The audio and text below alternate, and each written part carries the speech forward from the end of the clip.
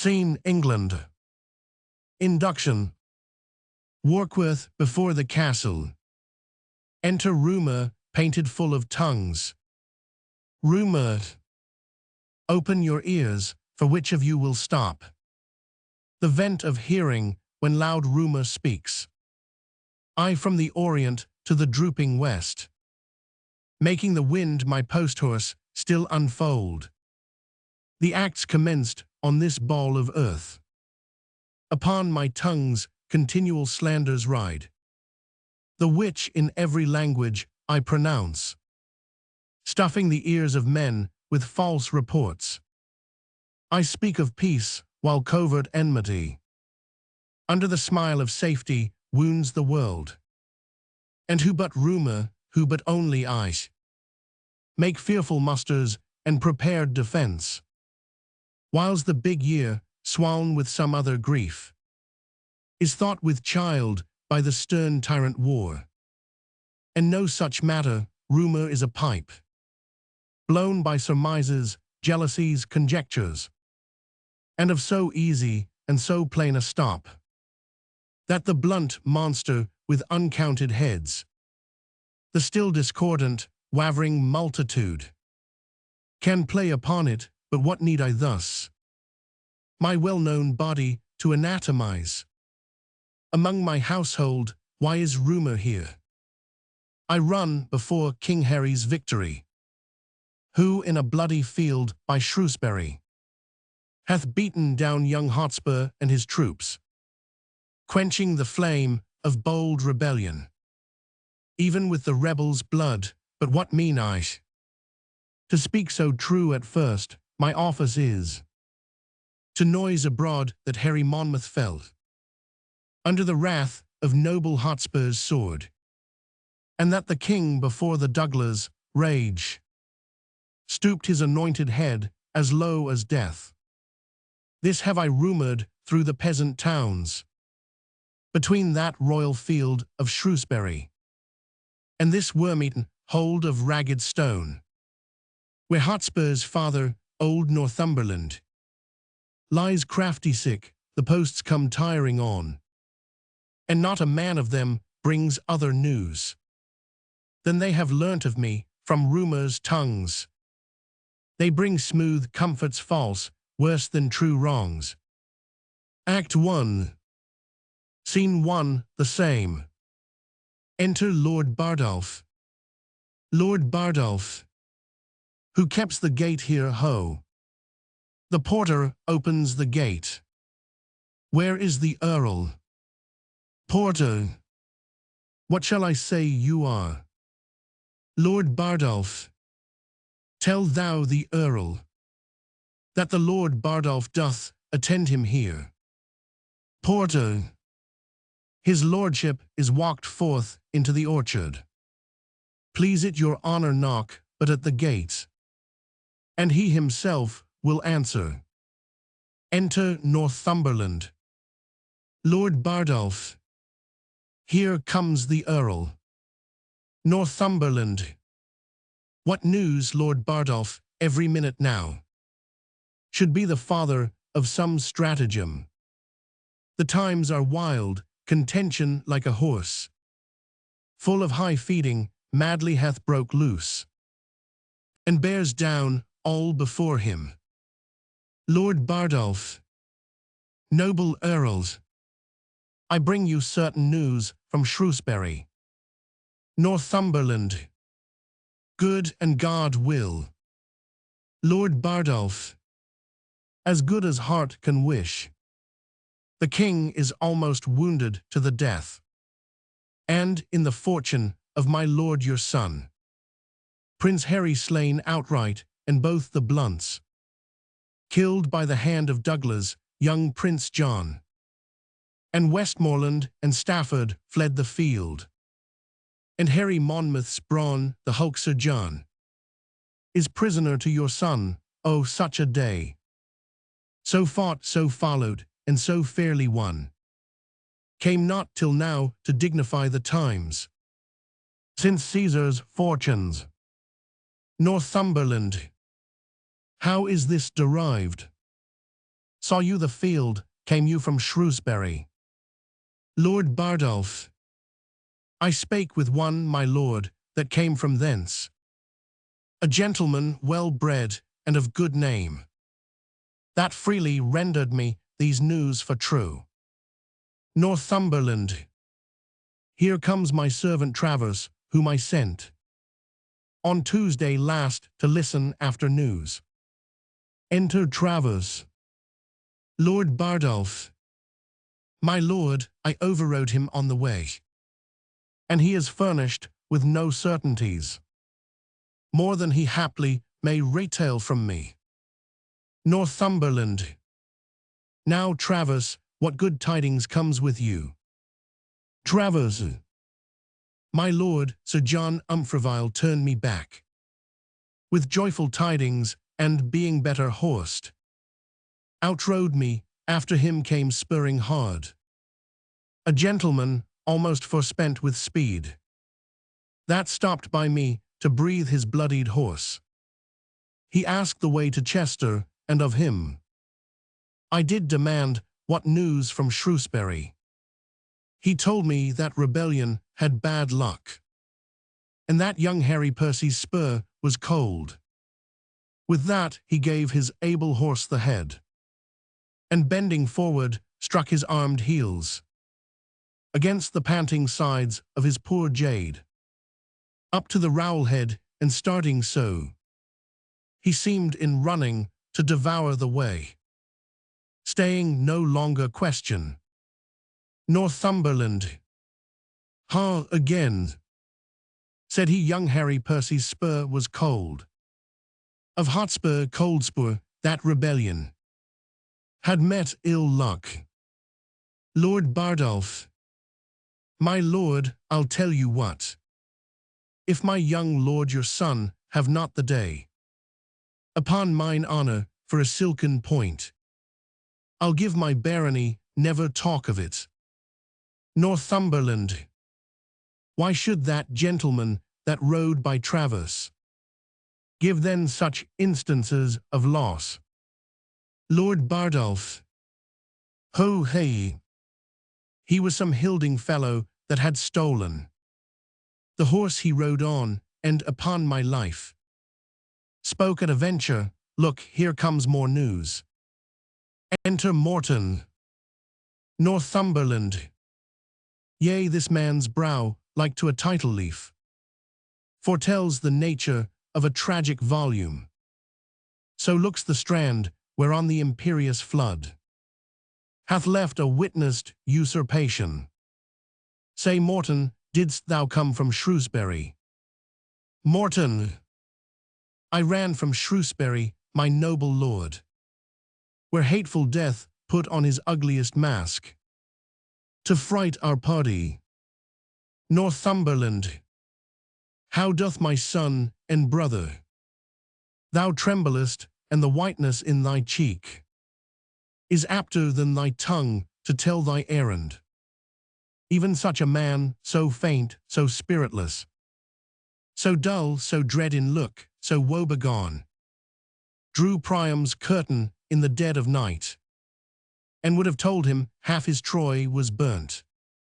But Priam found the fire ere he his tongue, and I my Percy's death ere thou report'st it. This thou wouldst say, your son did thus and thus, your brother thus, so fought the noble Douglas, stopping my greedy ear with their bold deeds. But in the end, to stop my ear indeed, thou hast a sigh to blow away this praise, ending with brother, son, and all are dead. Morton. Douglas is living, and your brother yet, but for my lord your son. Northumberland. Why, he is dead. See what a ready tongue suspicion hath. He that but fears the thing he would not know, hath by instinct knowledge from others' eyes, that what he feared is chanced. Yet speak, Morton.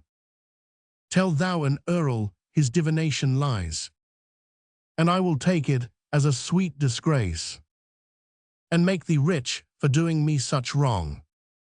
Morton, you are too great to be by me gainsaid. Your spirit is too true, your fears too certain. Northumberland, yet for all this, say not that Percy's dead. I see a strange confession in thine eye.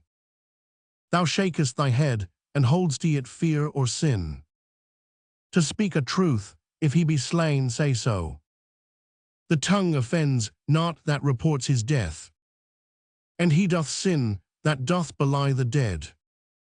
Not he which says the dead is not alive, yet the first bringer of unwelcome news hath but a losing office, and his tongue sounds ever after as a sullen bell, remembered tolling a departing friend. Lord Bardolph, I cannot think, my lord, your son is dead. Morton, I am sorry I should force you to believe that which I would to God I had not seen. But these mine eyes saw him in bloody state, rendering faint quittance, wearied and outbreathed, to Harry Monmouth, whose swift wrath beat down the never-daunted Percy to the earth, from whence with life he never more sprung up.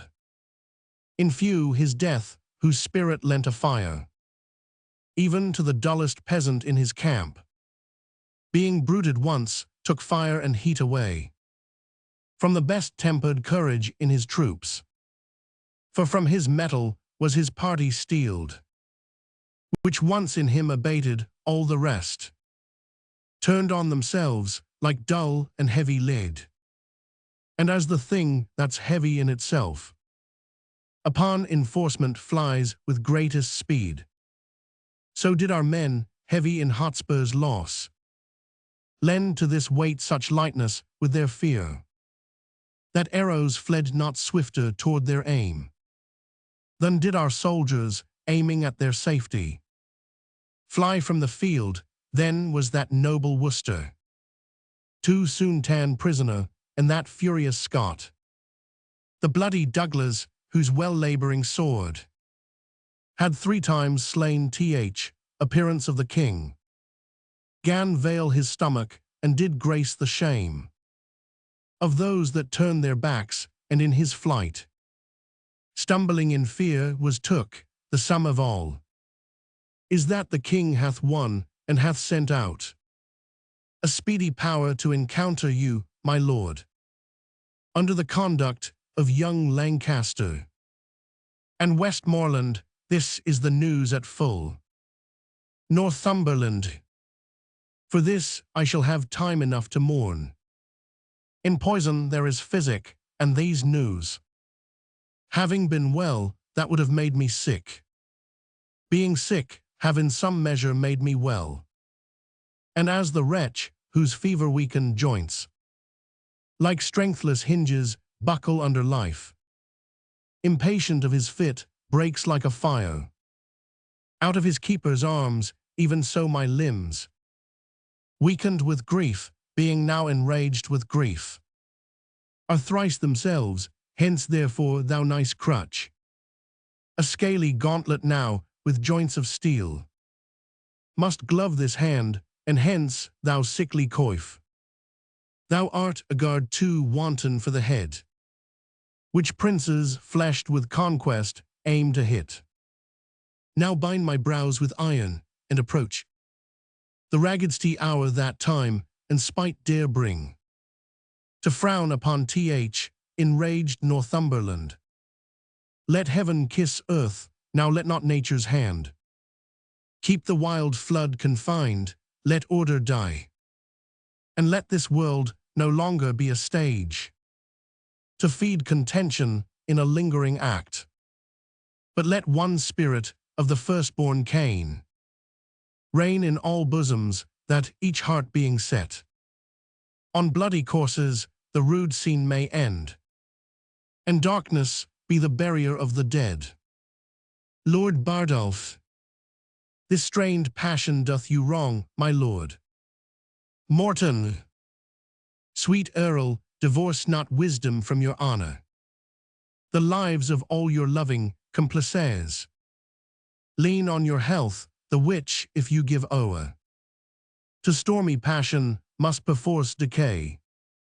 You cast event of war, my noble lord, and summed the account of chance before you said, let us make head. It was your presurmise that in the dole of blows your son might drop. You knew he walked o'er perils on an edge, more likely to fall in than to get o'er. You were advised his flesh was capable of wounds and scars, and that his forward spirit would lift him where most trade of danger ranged.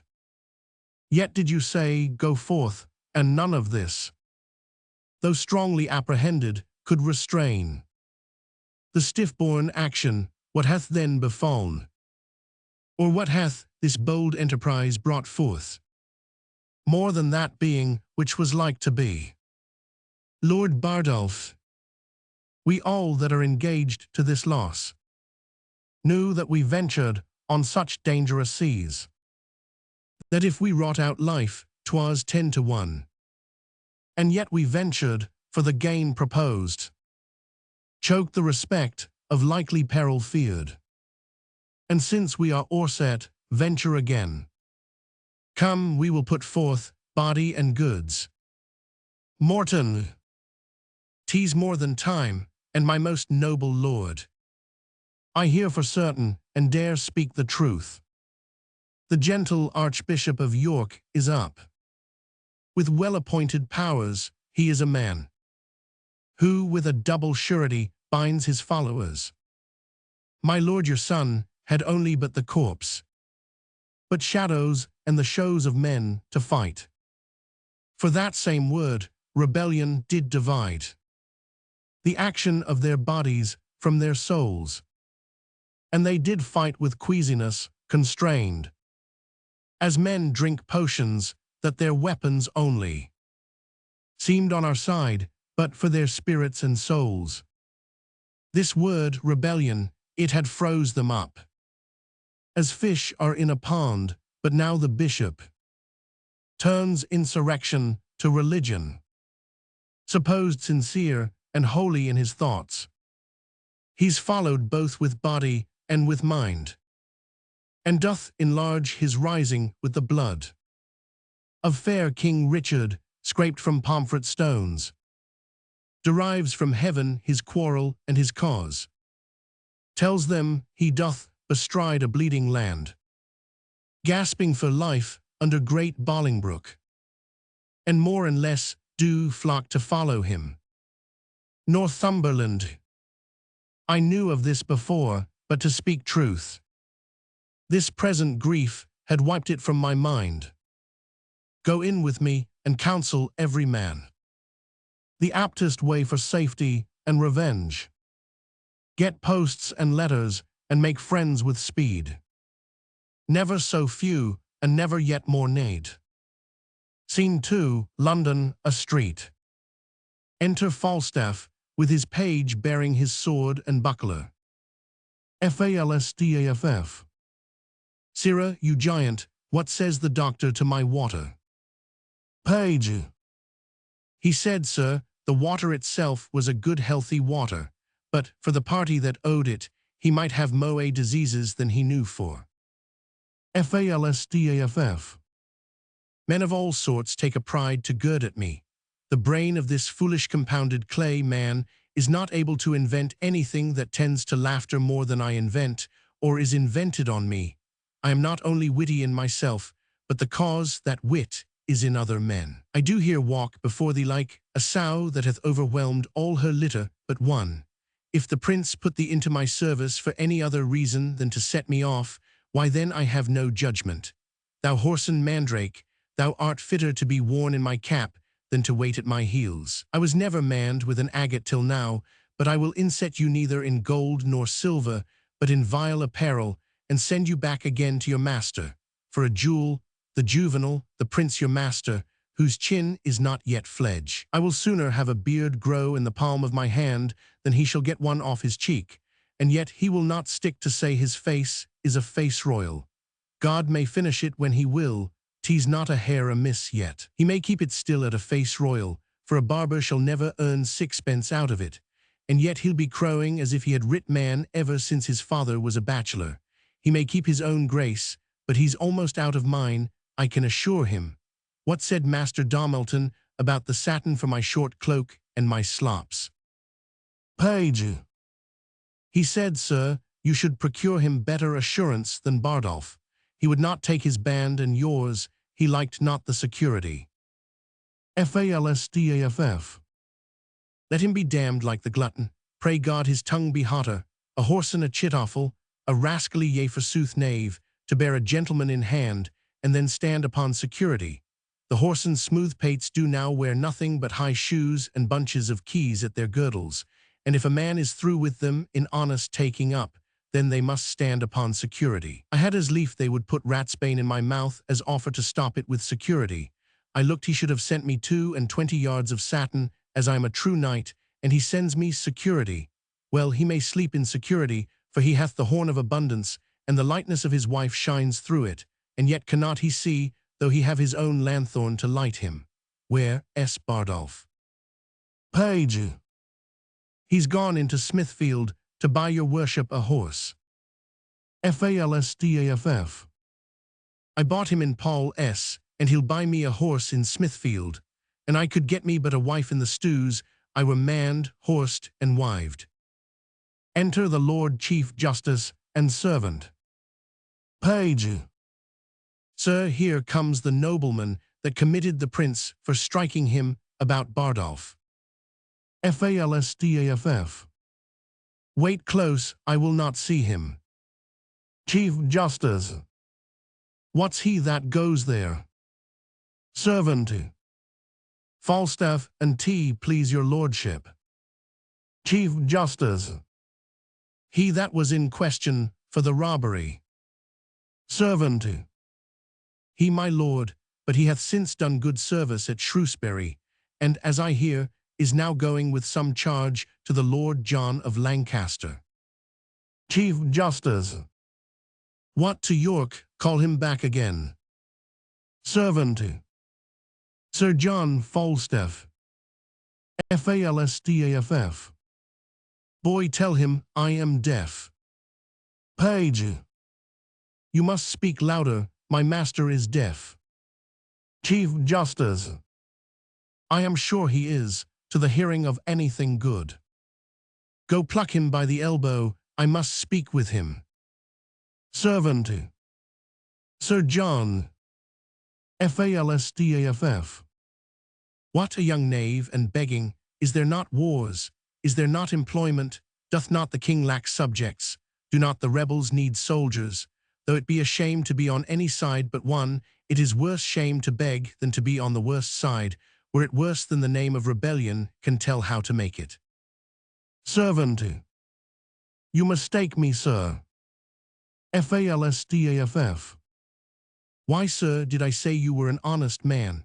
Setting my knighthood and my soldiership aside, I had lied in my throat if I had said so. Servant. I pray you, sir, then set your knighthood and your soldiership aside, and give me leave to tell you, you lie in your throat, if you say I am any other than an honest man. Falstaff. I give thee leave to tell me so, I lay aside that which grows to me, if thou get'st any leave of me, hang me, if thou taxed leave, thou wert better be hanged. You hunt counter, hence, avaunt. Servant. Sir, my lord would speak with you. Chief Justice. Sir John Falstaff, a word with you. Falstaff. My good lord, God give your lordship good time of day. I am glad to see your lordship abroad. I heard say your lordship was sick. I hope your lordship goes abroad by advice. Your lordship, though not clean past your youth, hath yet some smack of age in you, some relish of the saltness of time, and I most humbly beseech your lordship to have a reverend care of your health. Chief Justice. Sir John, I sent for you before your expedition to Shrewsbury. Falstaff. And tea, please your lordship, I hear his majesty is returned with some discomfort from Wales. Chief Justice, I talk not of his majesty, you would not come when I sent for you. Falstaff. And I hear, moreover, his highness is fallen into this same whoreson apoplexy. Chief Justice, well, God mend him, I pray you let me speak with you. Falstaff.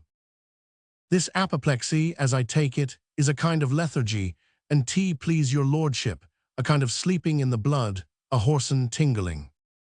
Chief Justice, what tell you me of it, be it as it is? Falstaff. It hath it original from much grief, from study and perturbation of the brain. I have read the cause of his effects in Galen, it is a kind of deafness. Chief Justice, I think you are fallen into the disease, for you hear not what I say to you. Falstaff. Very well, my lord, very well. Rather, and please you, it is the disease of not listening, the malady of not marking, that I am troubled withal. Chief Justice, to punish you, by the heels would amend the attention of your ears, and I care not if I do become your physician. Falstaff. I am as poor as Job, my lord, but not so patient. Your lordship may minister the potion of imprisonment to me in respect of poverty, but how I should be your patient to follow your prescriptions, the wise may make some dram of a scruple, or indeed a scruple itself. Chief Justice, I sent for you, when there were matters against you for your life, to come speak with me. Falstaff. As I was then advised by my learned counsel in the laws of this land service, I did not come. Chief Justice, well, the truth is, Sir John, you live in great infamy. Falstaff. He that buckles himself in my belt cannot live in less. Chief Justice, your means are very slender, and your waist is great. Falstaff. I would it were otherwise, I would my means were greater, and my waist slenderer. Chief Justice, you have misled the youthful prince. Falstaff. The young prince hath misled me, I am the fellow with the great belly, and he my dog. Chief Justice, well, I am loath to gall a new-healed wound. Your day's service at Shrewsbury hath a little gilded over your night's exploit on Gad's Hill. You may thank unquiet time for your quiet o'er posting that action. Falstaff. My lord. Chief Justice, but since all is well, keep it so, wake not a sleeping wolf. Falstaff. To wake a wolf is as bad as smell a fox. Chief Justice, what you are as a candle, the better part burnt out. Falstaff. A wassail candle, my lord, all tallow. If I did say of wax, my growth would approve the truth. Chief Justice, there is not a white hair in your face, but should have his effect of gravity. Falstaff. His effect of gravy, gravy, gravy. Chief Justice, you follow the young prince up and down, like his ill angel. Falstaff. Not so, my lord, your ill angel is light, but I hope he that looks upon me will take me without weighing. And yet in some respects, I grant, I cannot go, I cannot tell. Virtue is of so little regard in these costermongers, times that true valor is turned barehead, pregnancy is made a tapster, and hath his quick wit wasted in giving reckonings. All the other gifts appurtenant to man, as the malice of this age shapes them, are not worth a gooseberry. You that are old consider not the capacities of us that are young. You do measure the heat of our livers with the bitterness of your galls, and we that are in the voward of our youth, I must confess, are wags too. Chief Justice, do you set down your name in the scroll of youth, that are written down old with all the characters of age? Have you not a moist eye, a dry hand, a yellow cheek, a white beard, a decreasing leg, an increasing belly? Is not your voice broken, your wind short, your chin double, your wit single, and every part about you blasted with antiquity? And will you yet call yourself young? Fie, Sir John. Falstaff. My lord, I was born about 3 o'clock in the afternoon, with a white head and something a round belly. For my voice, I have lost it with hallowing and singing of anthems. To approve my youth further, I will not. The truth is, I am only old in judgment and understanding, and he that will caper with me for 1,000 marks, let him lend me the money and have at him. For the box of the ear that the prince gave you, he gave it like a rude prince, and you took it like a sensible lord. I have checked him for it, and the young lion repents. Marry, not in ashes and sackcloth, but in new silk and old sack. Chief Justice. Well, God send the prince a better companion. Falstaff. God send the companion a better prince. I cannot rid my hands of him. Chief Justice. Well, the king hath severed you and Prince Harry. I hear you are going with Lord John of Lancaster against the Archbishop and the Earl of Northumberland. Falstaff. Yea, I thank your pretty sweet wit for it. But look you pray, all you that kiss my lady peace at home, that our armies join not in a hot day, for by the Lord, I take but 2 shirts out with me, and I mean not to sweat extraordinarily. If it be a hot day, and I brandish anything but a bottle, I would I might never spit white again. There is not a dangerous action can peep out his head, but I am thrust upon it. Well, I cannot last ever, but it was alway yet the trick of our English nation, if they have a good thing, to make it too common. If you will needs say I am an old man, you should give me rest. I would to God my name were not so terrible to the enemy as it is. I were better to be eaten to death with a rust than to be scoured to nothing with perpetual motion. Chief Justice. Well, be honest, and God bless your expedition. Falstaff. Will your lordship lend me £1,000 to furnish me forth? Chief Justice. Not a penny, not a penny, you are too impatient to bear crosses. Fare you well, commend me to my cousin Westmoreland. Exeunt Chief Justice and servant. Falstaff. If I do, Philip me with a 3-man beetle. A man can no more separate age and covetousness than he can part young limbs and lechery, but the gout galls the one, and the pox pinches the other, and so both the degrees prevent my curses. Boy. Page. So. Falstaff. What money is in my purse? Page. 7 groats and 2 pence. Falstaff. I can get no remedy against this consumption of the purse. Borrowing only lingers and lingers it out, but the disease is incurable. Go bear this letter to my Lord of Lancaster, this to the Prince, this to the Earl of Westmoreland, and this to old Mistress Ursula, whom I have weakly sworn to marry since I perceived the first white hair of my chin.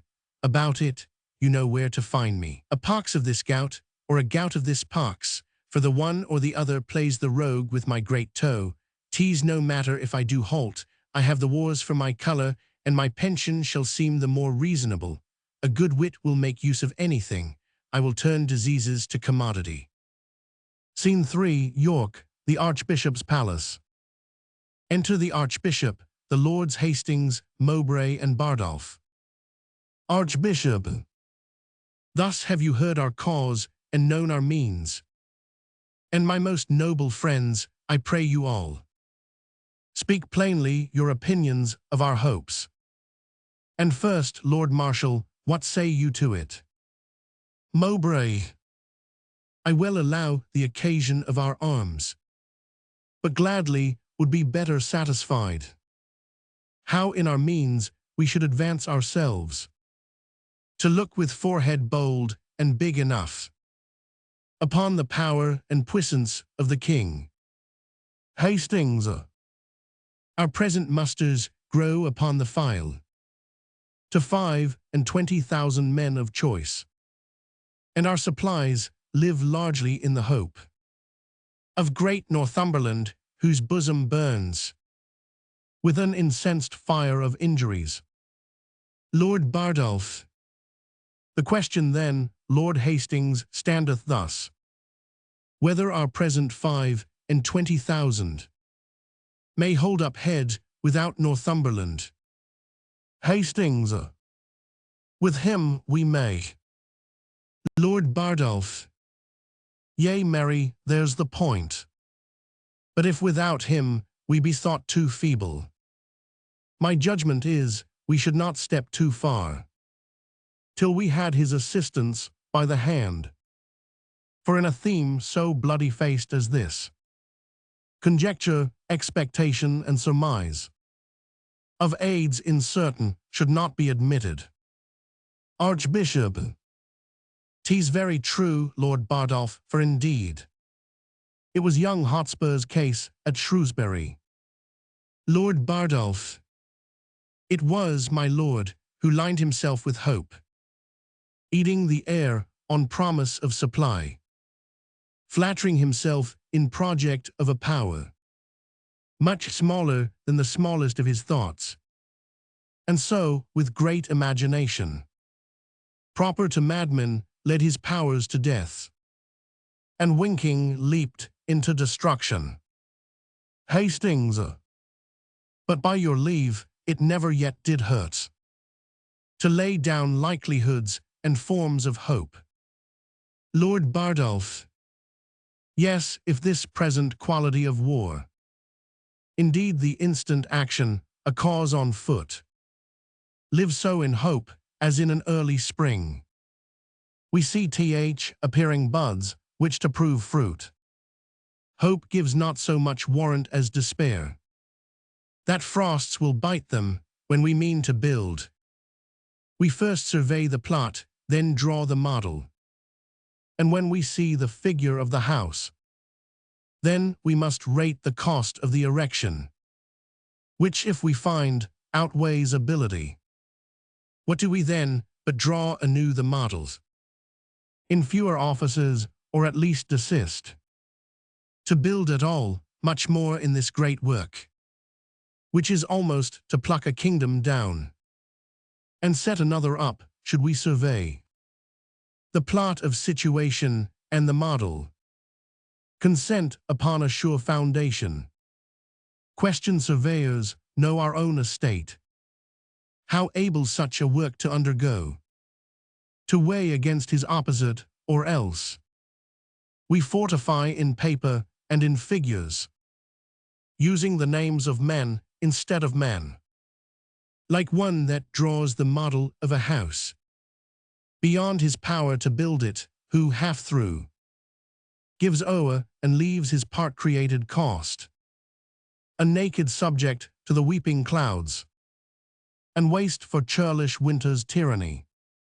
Hastings. Grant that our hopes, yet likely of fair birth, should be stillborn, and that we now possessed the utmost man of expectation. I think we are a body strong enough, even as we are, to equal with the king. Lord Bardolph. What is the king but 25,000? Hastings. To us no more, nay, not so much Lord Bardolph, for his divisions, as the times do brawl, are in 3 heads, one power against the French, and one against Glendower, perforce a third must take up us, so is the unfirm king, in 3 divided, and his coffers sound with hollow poverty and emptiness. Archbishop. That he should draw his several strengths together, and come against us in full puissance, need not be dreaded. Hastings. If he should do so, he leaves his back unarmed, the French and Welsh, baying him at the heels, never fear that. Lord Bardolph. Who is it like should lead his forces hither? Hastings. The Duke of Lancaster and Westmoreland, against the Welsh, himself and Harry Monmouth. But who is substituted gainst the French? I have no certain notice. Archbishop, let us on, and publish the occasion of our arms. The Commonwealth is sick of their own choice.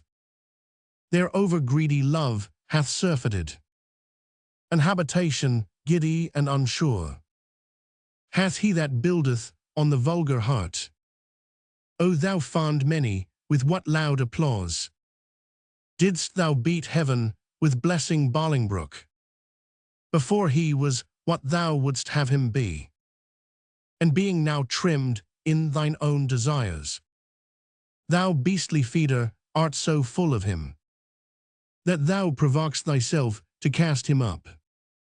So thou common dog, didst thou disgorge thy glutton bosom of the royal Richard, and now thou wouldst eat thy dead vomit up, and howl'st he to find it, what trust is in these times? They that, when Richard lived, would have him die, are now become enamoured on his grave. Thou that threw'st he dust upon his goodly head, when through proud London he came sighing on, after admired heels of Bolingbroke. Crease now, O earth, yield us that king again, and take thou this, O thoughts of men accursed. Past and to come seems best, things present worst. Mowbray, shall we go draw our numbers and set on? Hastings, we are time's subjects, and time bids be gone. Act 2. Scene 1, London, a street. Enter hostess with 2 officers, Fang and Snare, following. Hostess, Master Fang, have you entered the action? Fang, it is entered. Hostess, where's your yeoman? Is tea a lusty yeoman? Will he stand to tea? Fang, sirrah, where's Snare? Hostess, O Lord, I, good Master Snare. Snare, here. Fang, Snare, we must arrest Sir John Falstaff. Hostess, yea, good Master Snare, I have entered him and all. Snare, it may chance cost some of our lives, for he will stab. Hostess, alas the day, take heed of him. He stabbed me in mine own house, and that most beastly in good faith. He cares not what mischief he does, if his weapon be out, he will foin like any devil. He will spare neither man, woman, nor child. Fang, if I can close with him, I care not for his thrust. Hostess, no, nor I neither, I'll be at your elbow. Fang, and I but fist him once, and he come but within my vice. Hostess, I'm undone by his going, I warrant you, he's an infinitive thing upon my score. Good Master Fang, hold him sure. Good Master Snare, let him not scape. He comes continually to Pie Corner, saving your manhoods, to buy a saddle, and he is indicted to dinner to the Lubber's Head in Lombard Street, to Master Smooth's the silkman. I pray you, since my Exeon is entered, and my case so openly known to the world, let him be brought in to his answer. 100 mark is a long one for a poor lone woman to bear, and I have borne and borne and borne, and have been fubbed off and fubbed off and fubbed off from this day to that day, that it is a shame to be thought on. There is no honesty in such dealing, unless a woman should be made an ass and a beast, to bear every knave's wrong. Yonder he comes, and that errant Momsinose knave Bardolph with him. Do your offices, Master Fang and Master Snare, do me your offices. Enter Falstaff, Bardolph, and Page. Falstaff. How now, whose mare's dead, what's the matter? Fang. Sir John, I arrest you at the suit of Mistress Quickly. Falstaff. Away, varlets, draw Bardolph, cut me off the villain's head, throw the queen in the channel. Hostess. Throw me in the channel, I'll throw thee in the channel. Wilt thou, thou bastardly rogue, murder. Ah, thou honeysuckle villain, wilt thou kill God's officers and the king's? Ah, thou honeyseed rogue, thou art a honeyseed, a man queller and a woman queller. Falstaff. Keep them off, Bardolphs. Fang. A rescue, a rescue. Hosters. Good people bring a rescue or two. Thou what thou what ta, do thou rogue, do thou hempseed. Page. Away, you scullion, you rampallion, you fustelarian, I'll tickle your catastrophe. Enter the Lord Chief Justice and his men. Chief Justice. What is the matter? Keep the peace here, ho. Hosters. Good my lord, be good to me, I beseech you stand to me. Chief Justice. How now, Sir John, what are you brawling here? Doth this become your place, your time and business? You should have been well on your way to York. Stand from him, fellow, wherefore hang'st thou upon him? Hosters. O my most worshipful lord, an't please your grace, I am a poor widow of Eastcheap, and he is arrested at my suit. Chief Justice. For what sum? Hosters. It is more than for some, my lord, it is for all I have. He hath eaten me out of house and home, he hath put all my substance into that fat belly of his, but I will have some of it out again, or I will ride the nights like the mare. Falstaff. I think I am as like to ride the mare, if I have any vantage of ground to get up. Chief Justice. How comes this, Sir John? Fie, what man of good temper would endure this tempest of exclamation? Are you not ashamed to enforce a poor widow to so rough a course to come by her own? Falstaff. What is the gross sum that I owe thee? Hosters. Marry, if thou wert an honest man, thyself and the money too. Thou didst swear to me upon a parcel-gilt goblet, sitting in my dolphin chamber at the round table by a sea-coal fire upon Wednesday in Weeson week, when the prince broke thy head for liking his father to a singing man of Windsor. Thou didst swear to me then, as I was washing thy wound, to marry me and make me my lady thy wife. Canst thou deny it? Did not goodwife Keach, the butcher's wife, come in then and call me gossip quickly, coming in to borrow a mess of vinegar, telling us she had a good dish of prawns, whereby thou didst desire to eat some, whereby I told thee they were ill for green wound. And didst thou not, when she was gone downstairs, desire me to be no more so familiarity with such poor people, saying that ere long they should call me madam? And didst thou not kiss me, and bid me fetch thee 30 shillings? I put thee now to thy book oath. Deny it, if thou canst. Falstaff. My lord, this is a poor mad soul, and she says up and down the town that her eldest son is like you. She hath been in good case, and the truth is, poverty hath distracted her. But for these foolish officers, I beseech you, I may have redress against them. Chief Justice. Sir John, I am well acquainted with your manner of wrenching the true cause the false way. It is not a confident brow, nor the throng of words that come with such more than impudent sauciness from you, can thrust me from a level consideration. You have, as it appears to me, practiced upon the easy-yielding spirit of this woman, and made her serve your uses both in purse and in person. Hosters. Yea, in truth, my lord. Chief Justice. Pray thee, peace, pay her the debt you owe her, and unpay the villainy you have done with her. The one you may do with sterling money, and the other with current repentance. Falstaff. My lord, I will not undergo this sneap without reply. You call honorable boldness impudent sauciness. If a man will make curtsy and say nothing, he is virtuous. No, my lord, my humble duty remembered, I will not be your suitor. I say to you, I do desire deliverance from these officers, being upon hasty employment in the king's affairs. Chief Justice. You speak as having power to do wrong, but answer in effect of your reputation, and satisfy the poor woman. Falstaff. Come hither, hostess. Enter Gower. Chief Justice. Now, Master Gower, what news? GOWER. The King, my lord, and Harry Prince of Wales are near at hand, the rest the paper tells. FALSTAFF. As I am a gentleman. Hostess. Faith, you said so before. FALSTAFF. As I am a gentleman, come, no more words of it. Hostess. By this heavenly ground I tread on, I must be fain to pawn both my plate and the tapestry of my dining chambers. FALSTAFF.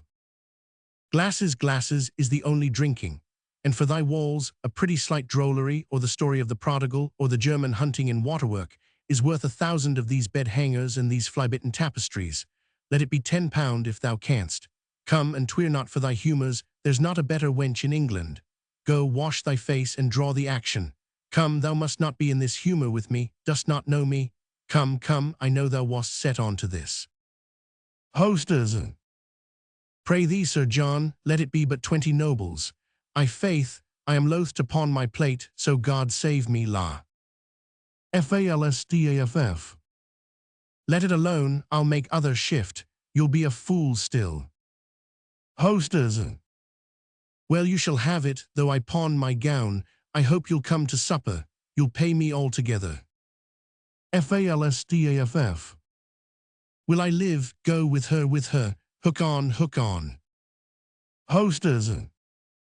Will you have dull tearsheet meet you at supper? FALSTAFF. No more words, let's have her. Exeunt hostess, Fang, Snare, Bardolph and Page. Chief Justice. I have heard better news. FALSTAFF. What's the news, my lord? Chief Justice. Where lay the king tonight? GOWER. At Basingstoke, my lord. FALSTAFF. I hope, my lord, all's well. What is the news, my lord? Chief Justice. Come all his forces back. GOWER. No, 1,500 foot, 500 horse. Are marched up to my lord of Lancaster. Against Northumberland and the Archbishop. FALSTAFF. Comes the king back from Wales, my noble lord.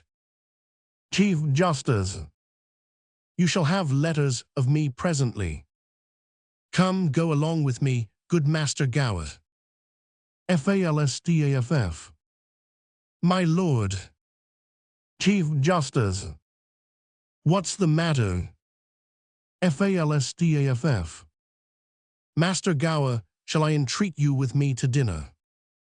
GOWER.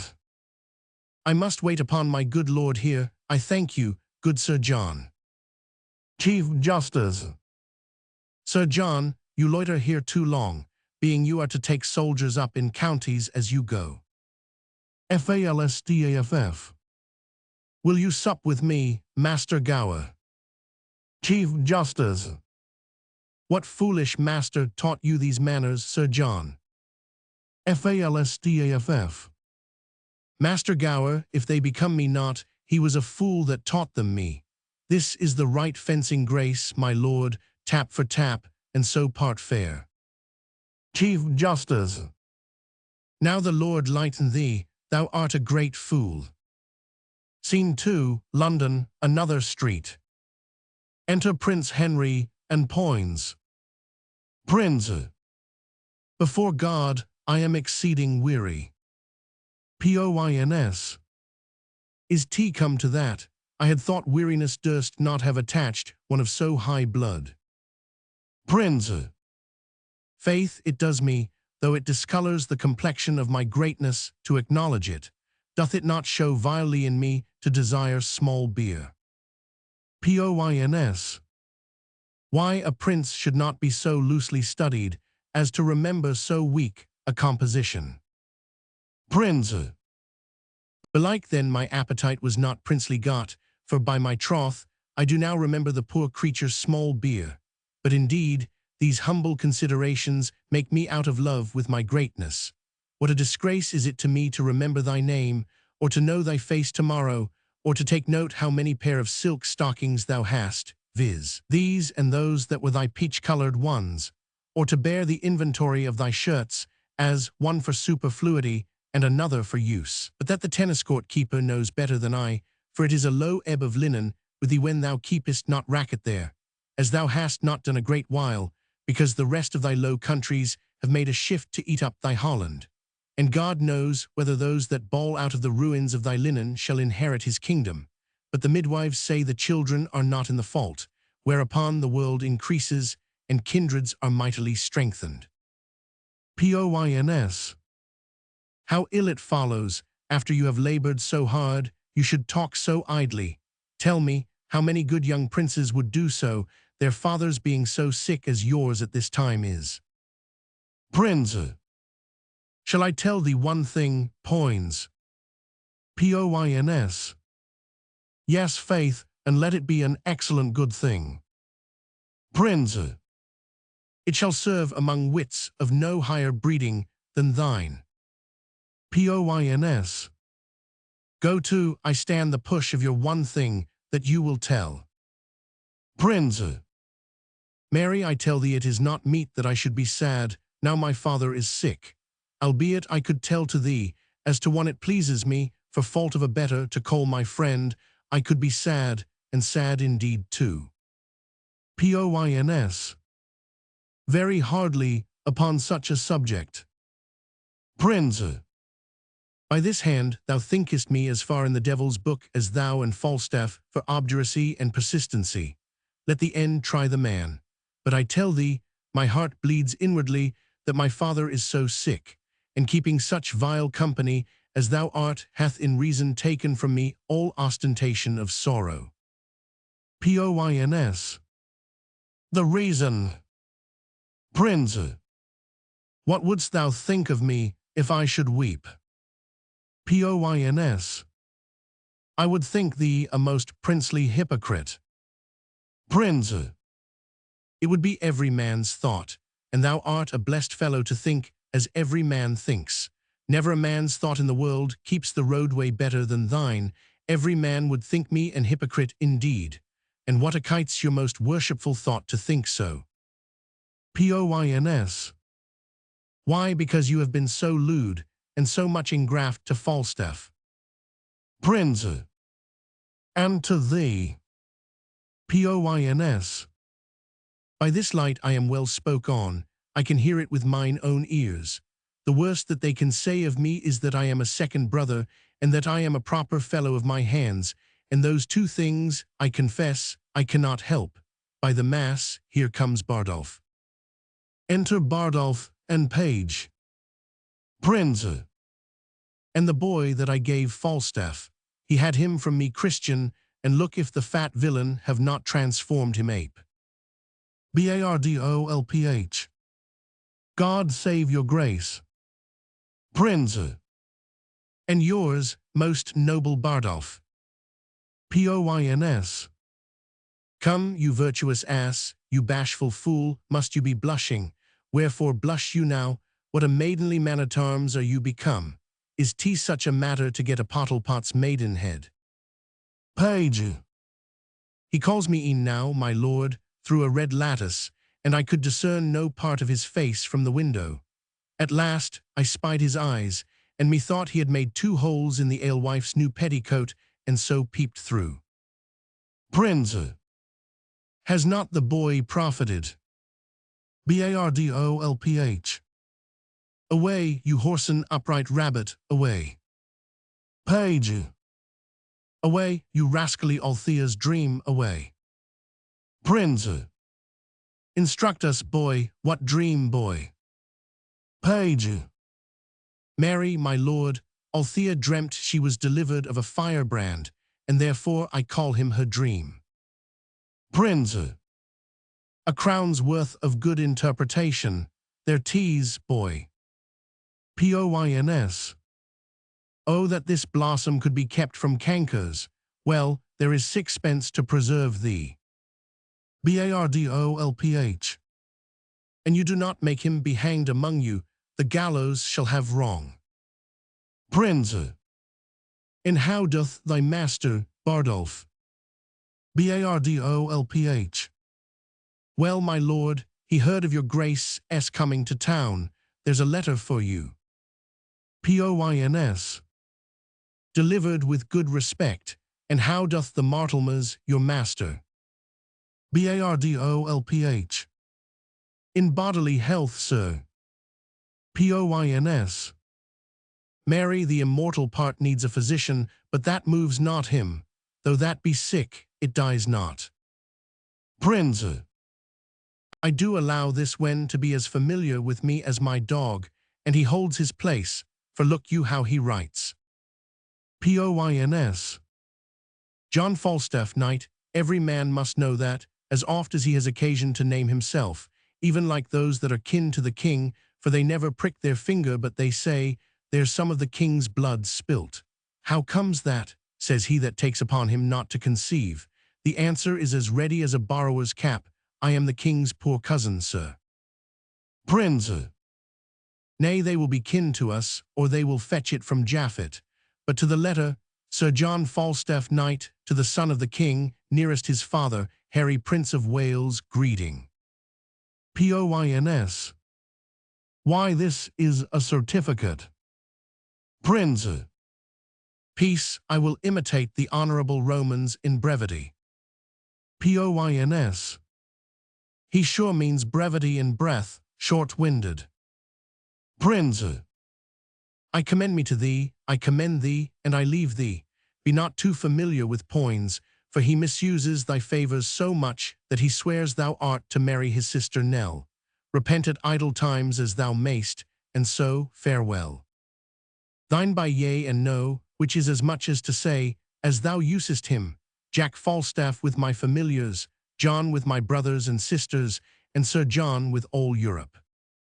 Poins.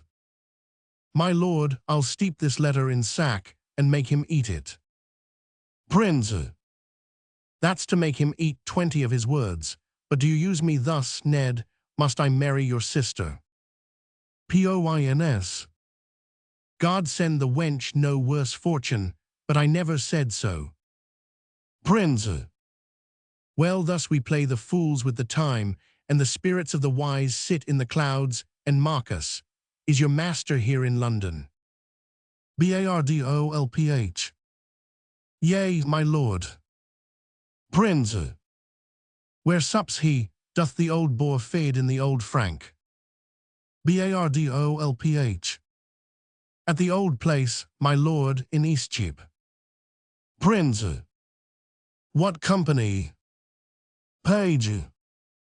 Ephesians, my lord, of the old church. Prince. Sup any women with him? Page. None, my lord, but old Mistress Quickly and Mistress Doll Tearsheet. Prince. What pagan may that be? Page. A proper gentlewoman, sir, and a kinswoman of my master, S. Prince. Even such kin as the parish heifers are to the town bull. Shall we steal upon them, Ned, at supper? Poins. I am your shadow, my lord, I'll follow you. Prince. Sirrah, you boy and Bardolph, no word to your master that I am yet come to town. There's for your silence. Bardolph. I have no tongue, sir. Page. And for mine, sir, I will govern it. Prince. Fare you well, go. Exeunt Bardolph and Page. This Doll Tearsheet should be some road. Poins. I warrant you, as common as the way between St. Albans and London. Prince. How might we see Falstaff bestow himself tonight in his true colours, and not ourselves be seen? Poins. Put on 2 leathern jerkins and aprons, and wait upon him at his table as drawers. Prince. From a god to a bull, a heavy dissension, it was Jove's case, from a prince to apprentice, a low transformation that shall be mine, for in everything the purpose must weigh with the folly. Follow me, Ned. Scene 3, Warkworth, before the castle. Enter Northumberland, Lady Northumberland, and Lady Percy. Northumberland. I pray thee, loving wife and gentle daughter, give even way unto my rough affairs. Put not you on the visage of the times, and be like them to Percy troublesome. Lady Northumberland, I have given over, I will speak no more. Do what you will, your wisdom be your guide. Northumberland. Alas, sweet wife, my honor is at pawn, and but my going, nothing can redeem it. Lady Percy. Oh, yet, for God's sake, go not to these wars. The time was, father, that you broke your word, when you were more endeared to it than now. When your own Percy, when my heart's dear Harry, threw many a northward look to see his father bring up his powers, but he did long in vain. Who then persuaded you to stay at home? There were 2 honors lost, yours and your son's. For yours, the God of heaven brighten it. For his, it stuck upon him as the sun. In the grey vault of heaven, and by his light, did all the chivalry of England move. To do brave acts, he was indeed the glass, wherein the noble youth did dress themselves. He had no legs that practised not his gait, and speaking thick, which nature made his blemish, became the accents of the valiant. For those who could speak low and tardily would turn their own perfection to abuse, to seem like him, so that in speech, in gait, in diet, in affections of delight, in military rules, humours of blood, he was the mark and glass, copy and book, that fashioned others, and him, O wondrous him, O miracle of men, him did you lave, second to none, unseconded by you, to look upon the hideous god of war, in disadvantage to abide a field, where nothing but the sound of Hotspur's name did seem defensible, so you left him. Never, oh never, do his ghost the wrong, to hold your honor more precise and nice. With others than with him, let them alone. The marshal and the archbishop are strong. Had my sweet Harry had but half their numbers, today might I, hanging on Hotspur's neck, have talked of Monmouth's grave. Northumberland, beshrew your heart. Fair daughter, you do draw my spirits from me, with new lamenting ancient oversights. But I must go and meet with danger there, or it will seek me in another place, and find me worse provided. Lady Northumberland, oh, fly to Scotland, till that the nobles and the armed commons have of their puissance made a little taste. Lady Percy, if they get ground and vantage of the king, then join you with them like a rib of steel, to make strength stronger, but for all our loves, first let them try themselves, so did your son. He was so suffered, so came I a widow, and never shall have length of life enough to reign upon remembrance with mine eyes, that it may grow and sprout as high as heaven, for recordation to my noble husband. Northumberland, come, come, go in with me, tease with my mind, as with the tide swelled up unto his height, that makes us still stand, running neither way. Fain would I go to meet the archbishop, but many thousand reasons hold me back.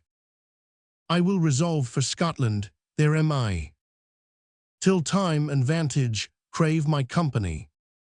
Scene 4, London, the Boar's Head Tavern in Eastcheap. Enter 2 drawers. First drawer. What the devil hast thou brought there, Applejohns? Thou knowest Sir John cannot endure an Applejohn. Second drawer. Mass, thou sayest true. The prince once set a dish of Applejohns before him, and told him there were 5 more Sir Johns, and putting off his hat, said, I will now take my leave of these 6 dry, round, old, withered knights. It angered him to the heart, but he hath forgot that. First drawer. Why then cover and set them down, and see if thou canst find out Sneak's noise. Mistress Tearsheet would fain hear some music. Dispatch. The room where they supped is too hot, they'll come in straight. Second drawer. Sirrah, here will be the prince and Master Poins anon, and they will put on 2 of our jerkins and aprons, and Sir John must not know of it. Bardolph hath brought word. First drawer. By the mass, here will be old Uties. It will be an excellent stratagem. Second drawer. I'll see if I can find out Sneak. Enter hostess and doll Tearsheet. Hostess. I faith, sweetheart, methinks now you are in an excellent good temporality. Your pulsage beats as extraordinarily as heart would desire, and your colour, I warrant you, is as red as any rose in good truth, la. But I faith, you have drunk too much canaries, and that's a marvellous searching wine, and it perfumes the blood ere one can say what's this. How do you now? Dull. Better than I was, hem. Hostess. Why, that's well said, a good heart's worth gold. Lo, here comes Sir John. Enter Falstaff. Falstaff. When Arthur first in court, empty the Jordan. Exit first drawer, and was a worthy king. How now, Mistress Dull? Hostess. Sick of a calm, yea, good faith. Falstaff. So is all her sect, and they be once in a calm, they are sick. Dull. A pox damn you, you muddy rascal, is that all the comfort you give me? Falstaff. You make fat rascals, Mistress Dull. Dull. I make them, gluttony and diseases make them, I make them not. Falstaff.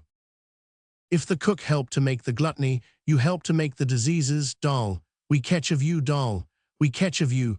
Grant that, my poor virtue, grant that. Dull. Yea, joy, our chains and our jewels. Falstaff. Your brooches, pearls, and ouches. For to serve bravely is to come halting off, you know, to come off the breach with his pike bent bravely, and to surgery bravely, to venture upon the charged chambers bravely. Dull. Hang yourself, you muddy conger, hang yourself. Hostess. By my troth, this is the old fashion, you two never meet but you fall to some discord. You are both, I good truth, as rheumatic as 2 dry toasts. You cannot one bear with another's confirmities. What the good year, one must bear, and that must be you. You are the weaker vessel, as they say, the emptier vessel. Dull. Can a weak empty vessel bear such a huge full hogshead? There's a whole merchant's venture of Bordeaux stuff in him. You have not seen a hulk better stuffed in the hold. Come, I'll be friends with thee, Jack. Thou art going to the wars, and whether I shall ever see thee again or no, there is nobody cares. Enter first drawer. First drawer. Sir, ancient pistols below, and would speak with you. Dull. Hang him, swaggering rascal, let him not come hither. It is the foul-mouthed rogue in England. Hostess. If he swagger, let him not come here. No, by my faith, I must live among my neighbours. I'll no swaggerers. I am in good name and fame with the very best. Shut the door, there comes no swaggerers here. I have not lived all this while to have swaggering now. Shut the door, I pray you. Falstaff. Dost thou hear, hostess? Hostess. Pray ye pacify yourself, Sir John. There comes no swaggerers here. Falstaff. Dost thou hear? It is mine, ancient. Hostess. Tilly folly, Sir John, ne'er tell me, and our ancient swaggerer comes not in my doors. I was before Master Tissick, the deputy t'other day, and as he said to me, 'twas no longer ago than Wednesday last, I good faith, neighbour quickly, says he, Master Dumb, our minister, was by then, neighbour quickly, says he, receive those that are civil, for, said he, you are in an ill name. Now he said so, I can tell whereupon. For, says he, you are an honest woman and well thought on, therefore take heed what guests you receive. Receive, says he, no swaggering companions. There comes none here, you would bless you to hear what he said. No, I'll no swaggerers. Falstaff. He's no swaggerer, hostess, a tame cheater, I faith, you may stroke him as gently as a puppy greyhound. He'll not swagger with a Barbary hen if her feathers turn back in any show of resistance. Call him up, drawer. Exit first drawer. Hostess. Cheater call you him, I will bar no honest man my house, nor no cheater, but I do not love swaggering, by my troth, I am the worse when one says swagger. Feel, masters, how I shake, look you, I warrant you. Dull. So you do, hostess. Hostess. Do I, yea, in very truth, do I, and tweer an aspen leaf, I cannot abide swaggerers.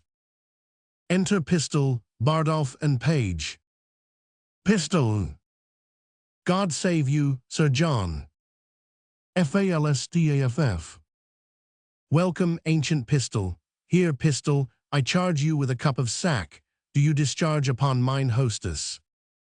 Pistol. I will discharge upon her, Sir John, with 2 bullets. Falstaff. She is pistol-proof, sir. You shall not hardly offend her. Hostess.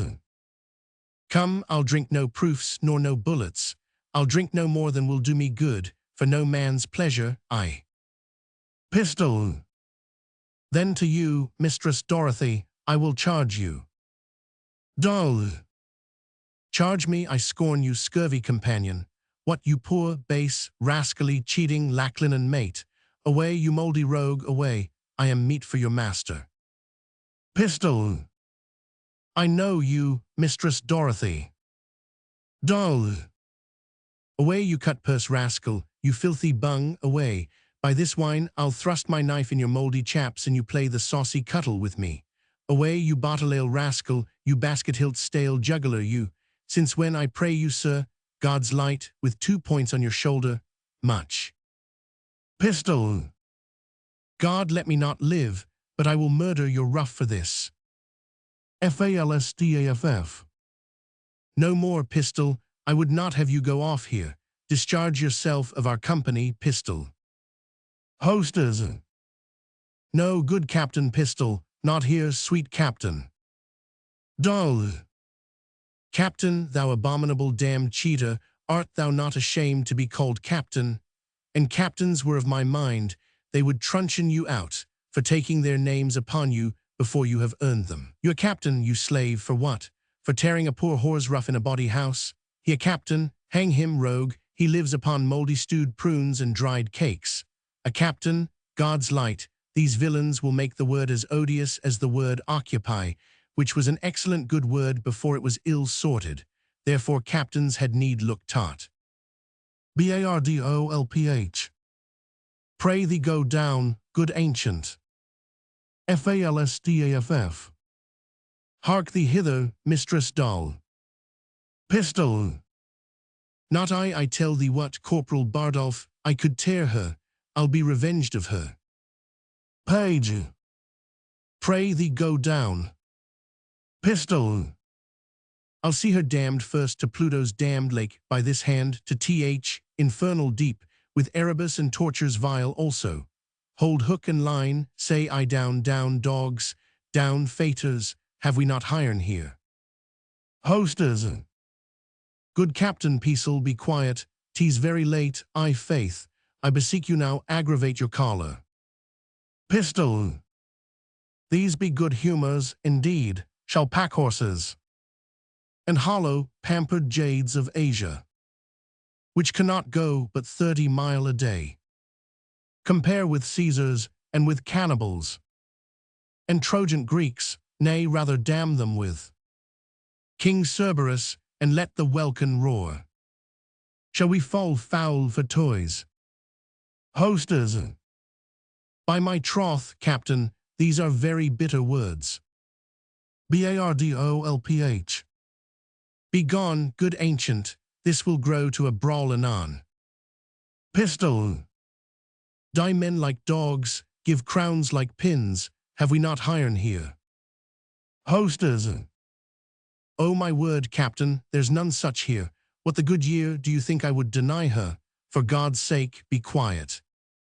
Pistol. Then feed and be fat, my fair Callipolis. Come, give some sack. See fortune me torment, sperato me contento. Fear we broadsides, no, let the fiend give fire.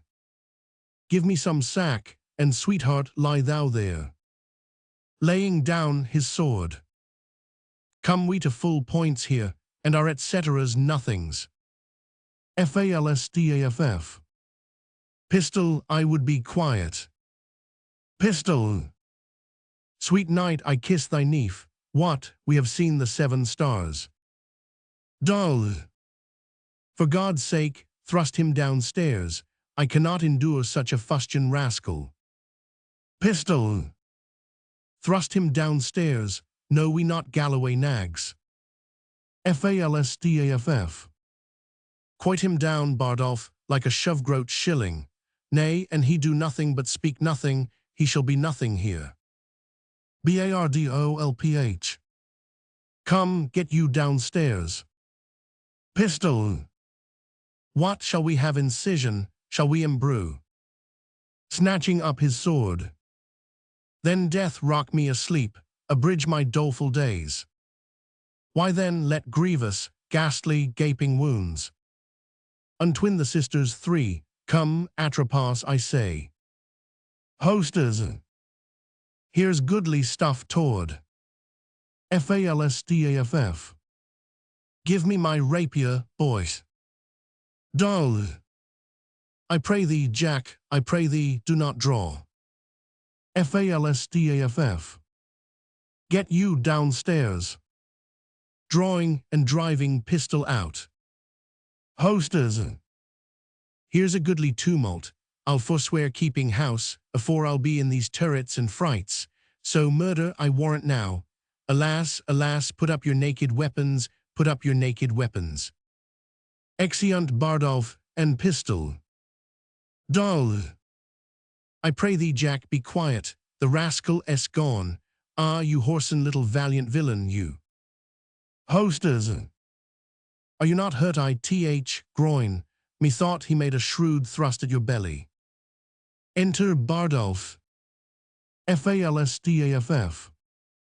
Have you turned him out, o doors? Bardolph. Yea, sir, the rascal's drunk. You have hurt him, sir, shoulder. Falstaff. A rascal to brave me. Dull. Ah, you sweet little rogue, you, alas, poor ape, how thou sweat'st. Come, let me wipe thy face. Come on, you whoreson chops. Ah, rogue, faith, I love thee. Thou art as valorous as Hector of Troy, worth 5 of Agamemnon, and 10 times better than the 9 worthies. Ah, villain. Falstaff. A rascally slave, I will toss the rogue in a blanket. Dull. Do, and thou darest for thy heart, and thou dost, I'll canvass thee between a pair of sheets. Enter music. Page. The music is come, sir. Falstaff. Let them play, sirs, sit on my knee, doll, a rascal bragging slave, the rogue fled from me like quicksilver. Dull. I faith, and thou followedst him like a church. Thou whoreson little tidy Bartholomew Boar-pig, when wilt thou leave fighting a days and foining a nights, and begin to patch up thine old body for heaven? Enter behind Prince Henry and Poins, disguised as drawers. Falstaff. Peace, good doll, do not speak like a death's head, do not bid me remember mine end. Doll. Sirrah, what humours the prince of?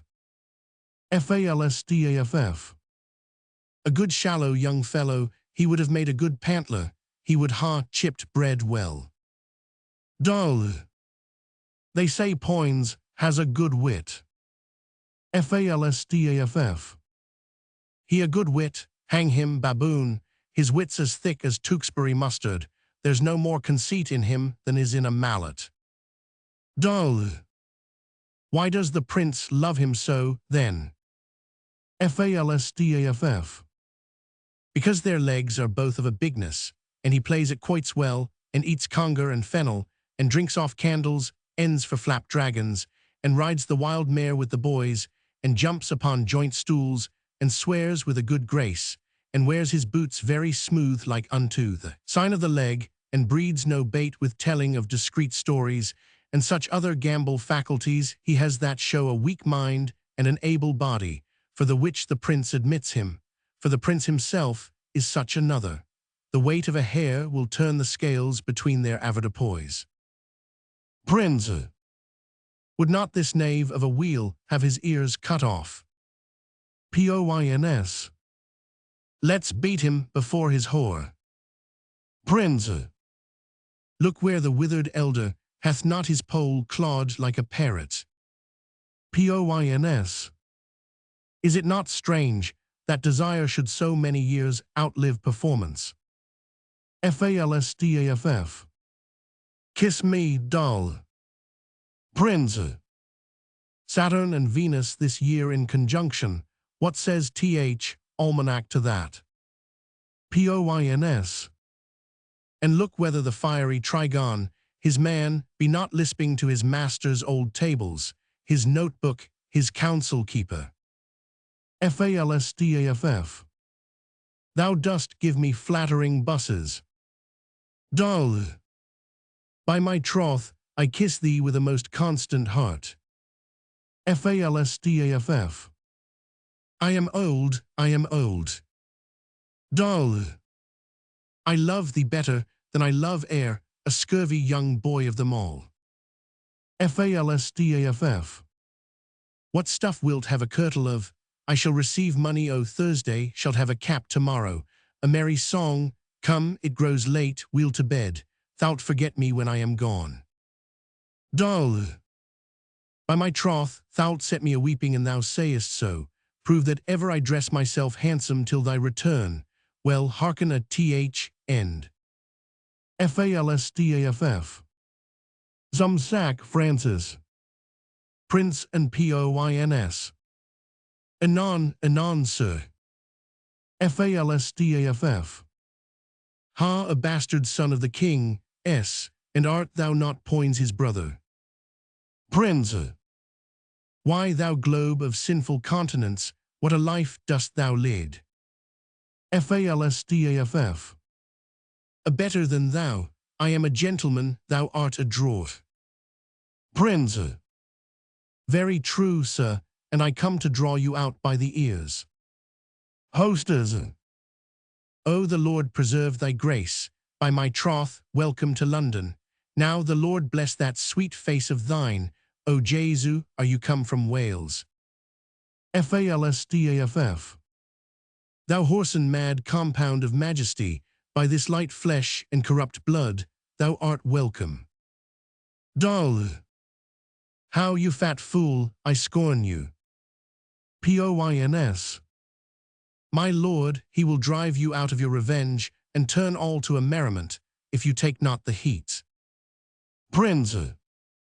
You whoreson candle-mine, you, how vilely did you speak of me even now before this honest, virtuous, civil gentlewoman? Hostess. God's blessing of your good heart, and so she is, by my troth. Falstaff. Didst thou hear me? Prince. Yea, and you knew me, as you did when you ran away by Gad's Hill. You knew I was at your back, and spoke it on purpose to try my patience. Falstaff. No, no, no, not so. I did not think thou wast within hearing. Prince, I shall drive you then to confess the wilful abuse, and then I know how to handle you. Falstaff. No abuse, Hal, o mine honor, no abuse. Prince, not to dispraise me, and call me pantler and bread chipper, and I know not what. Falstaff. No abuse, Hal. Poins.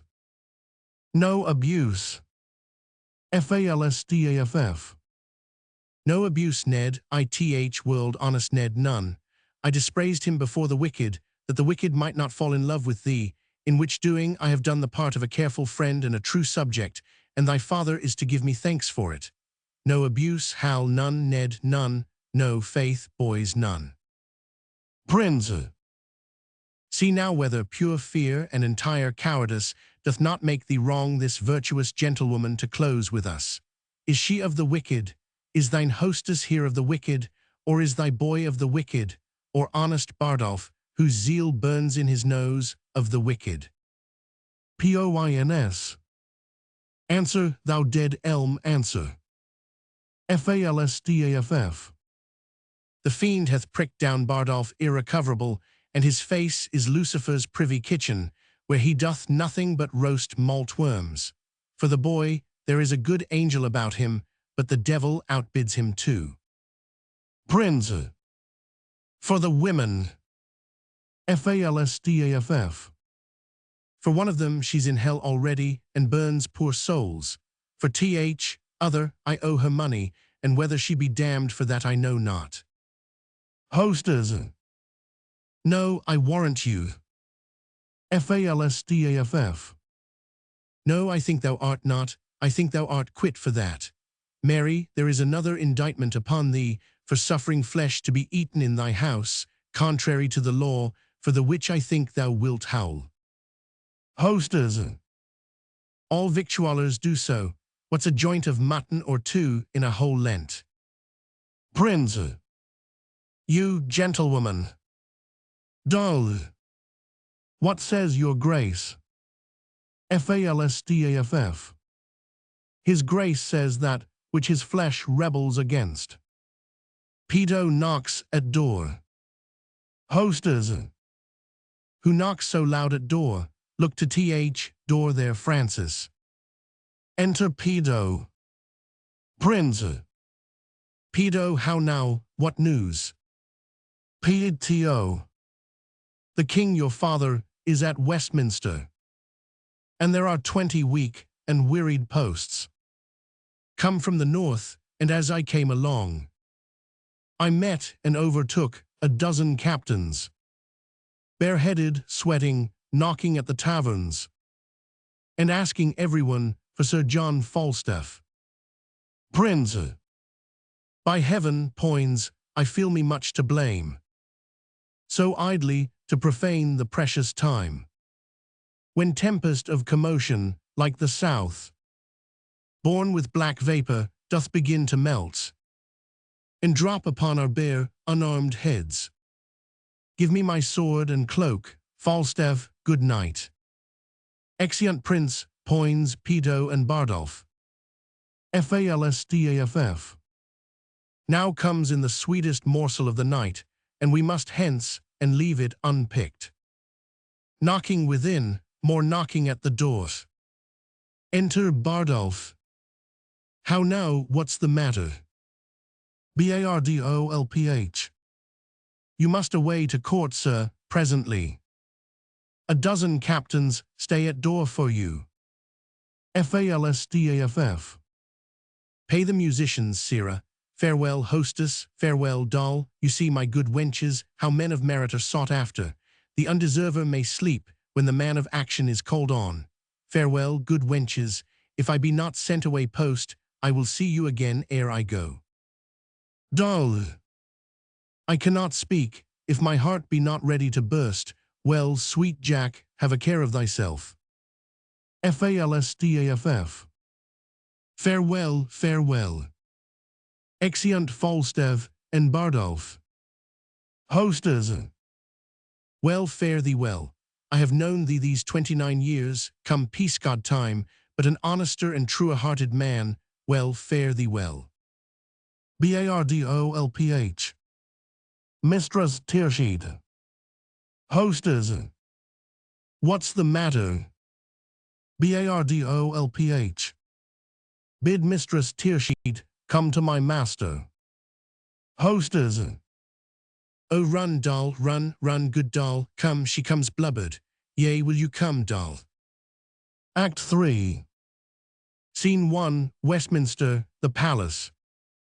Enter the king in his nightgown, with a page. King. Go call the Earls of Surrey and of Warwick. But ere they come, bid them o'erread these letters. And well consider of them, make good speed. How many thousands of my poorest subjects are at this hour asleep? O sleep, O gentle sleep. Nature's soft nurse, how have I frighted thee, that thou no more wilt weigh my eyelids down, and steep my senses in forgetfulness? Why rather sleep, least thou in smoky cribs, upon uneasy pallets stretching thee, and hushed with buzzing night flies to thy slumber, than in the perfumed chambers of the great, under the canopies of costly state, and lulled with sound of sweetest melody. O thou dull god, why least thou with the vile in loathsome beds, and leavest the kingly couch a watch-case or a common larambel?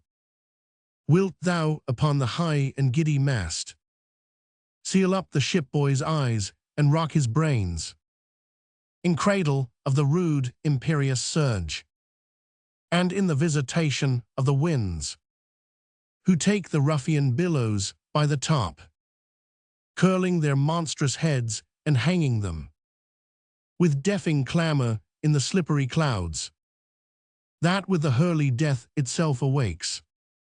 Canst thou, O partial sleep, give thy repose to the wet sea boy in an hour so rude, and in the calmest and most stillest night, with all appliances and means to boot? Deny it to a king, then happy low lie down. Uneasy lies the head that wears a crown. Enter Warwick and Surrey. Warwick. Many good morrows to your majesty. King. Is it good morrow, lords? Warwick. 'Tis 1 o'clock and past. King. Why then, good morrow to you all, my lords. Have you read o'er the letters that I sent you? Warwick. We have, my liege. King. Then you perceive the body of our kingdom, how foul it is, what rank diseases grow, and with what danger near the heart of it. Warwick. It is but as a body yet distempered, which to his former strength may be restored, with good advice and little medicine. My Lord Northumberland will soon be cooled. King.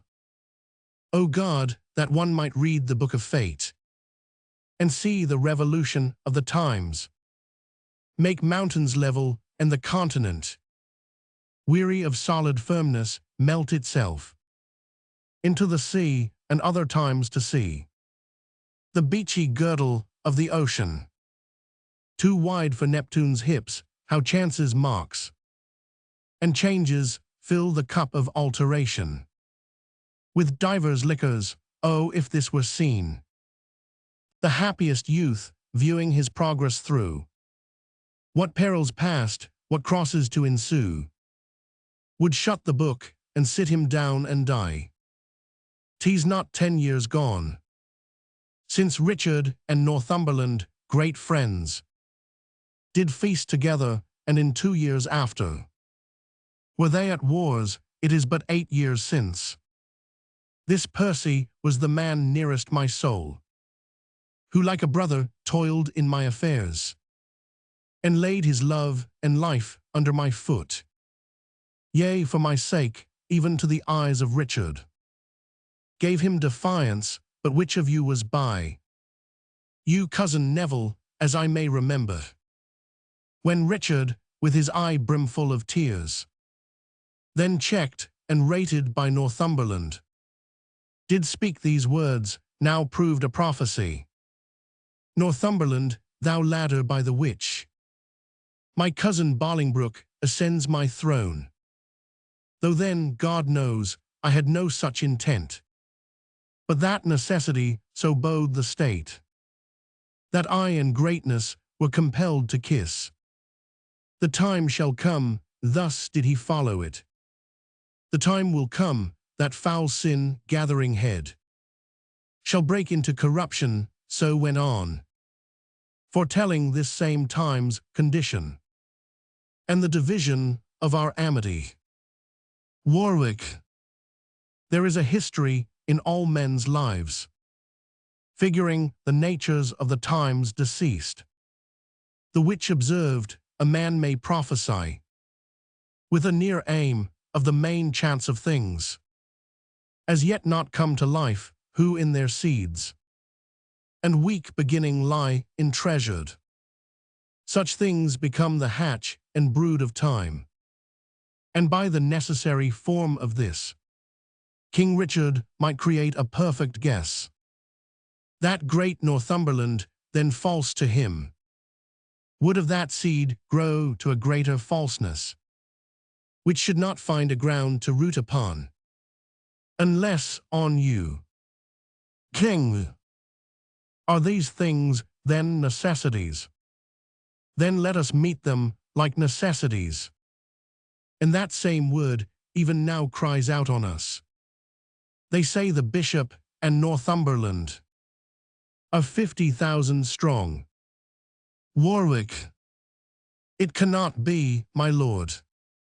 Rumour doth double, like the voice and echo. The numbers of the feared, please it your grace, to go to bed, upon my soul, my lord. The powers that you already have sent forth shall bring this prize in very easily. To comfort you the more, I have received a certain instance that Glendower is dead. Your majesty hath been this fortnight ill, and these unseasoned hours perforce must add unto your sickness. King, I will take your counsel, and were these inward wars once out of hand, we would, dear lords, unto the Holy Land.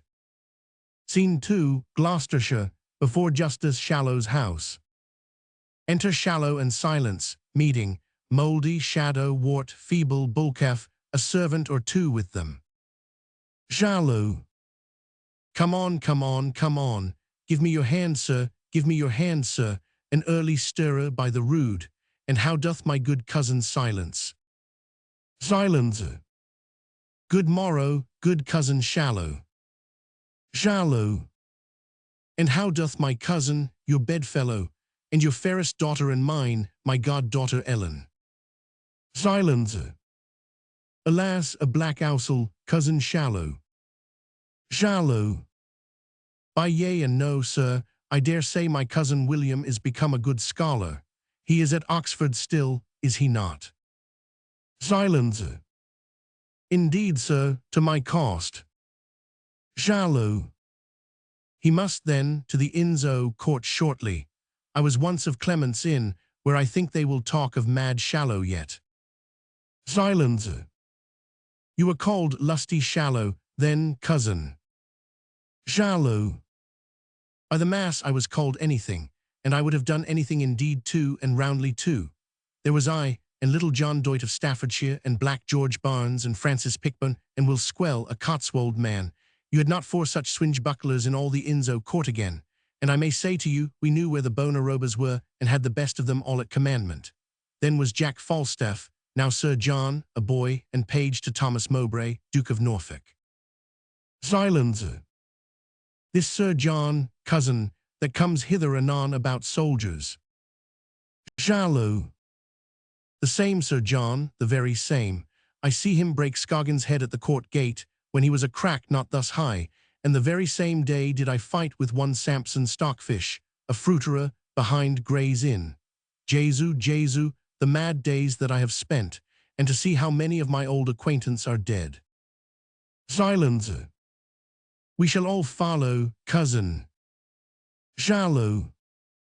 Certain 'tis certain, very sure, very sure. Death, as the psalmist saith, is certain to all shall die. How a good yoke of bullocks at Stamford Fair. Silence. By my troth, I was not there. Shallow. Death is certain, is old double of your town living yet? Silence. Dead so. Shallow. Jesu, Jesu, dead, he drew a good bow and dead, he shot a fine shoot. John a Gaunt loved him well, and betted much money on his head. Dead, he would have clapped clout at 12 score, and carried you a forehand shaft of 14 and 14 and a half, that it would have done a man's heart good to see. How a score of yous now. Silence. Thereafter as they be, a score of good ewes may be worth £10. Shallow. And is old double dead. Silence. Here come 2 of Sir John Falstaff's men, as I think. Enter Bardolph, and 1 with him. Shallow. Good morrow, honest gentlemen. Bardolph. I beseech you, which is just as shallow. Shallow. I am Robert Shallow, sir, a poor esquire of this county, and one of the King's justices of the peace. What is your good pleasure with me? Bardolph. My captain, sir, commends him to you. My captain, Sir John Falstaff, a tall gentleman, by heaven, and a most gallant leader. Shallow. He greets me well, sir. I knew him a good backsword man. How doth the good knight? May I ask how my lady his wife doth? Bardolph. Sir, pardon, a soldier is better accommodated than with a wife. Shallow. It is well said, in faith, sir, and it is well said indeed too. Better accommodated, it is good, yea indeed is it. Good phrases are surely and ever were very commendable. Accommodated. It comes of a commodo, very good, a good phrase.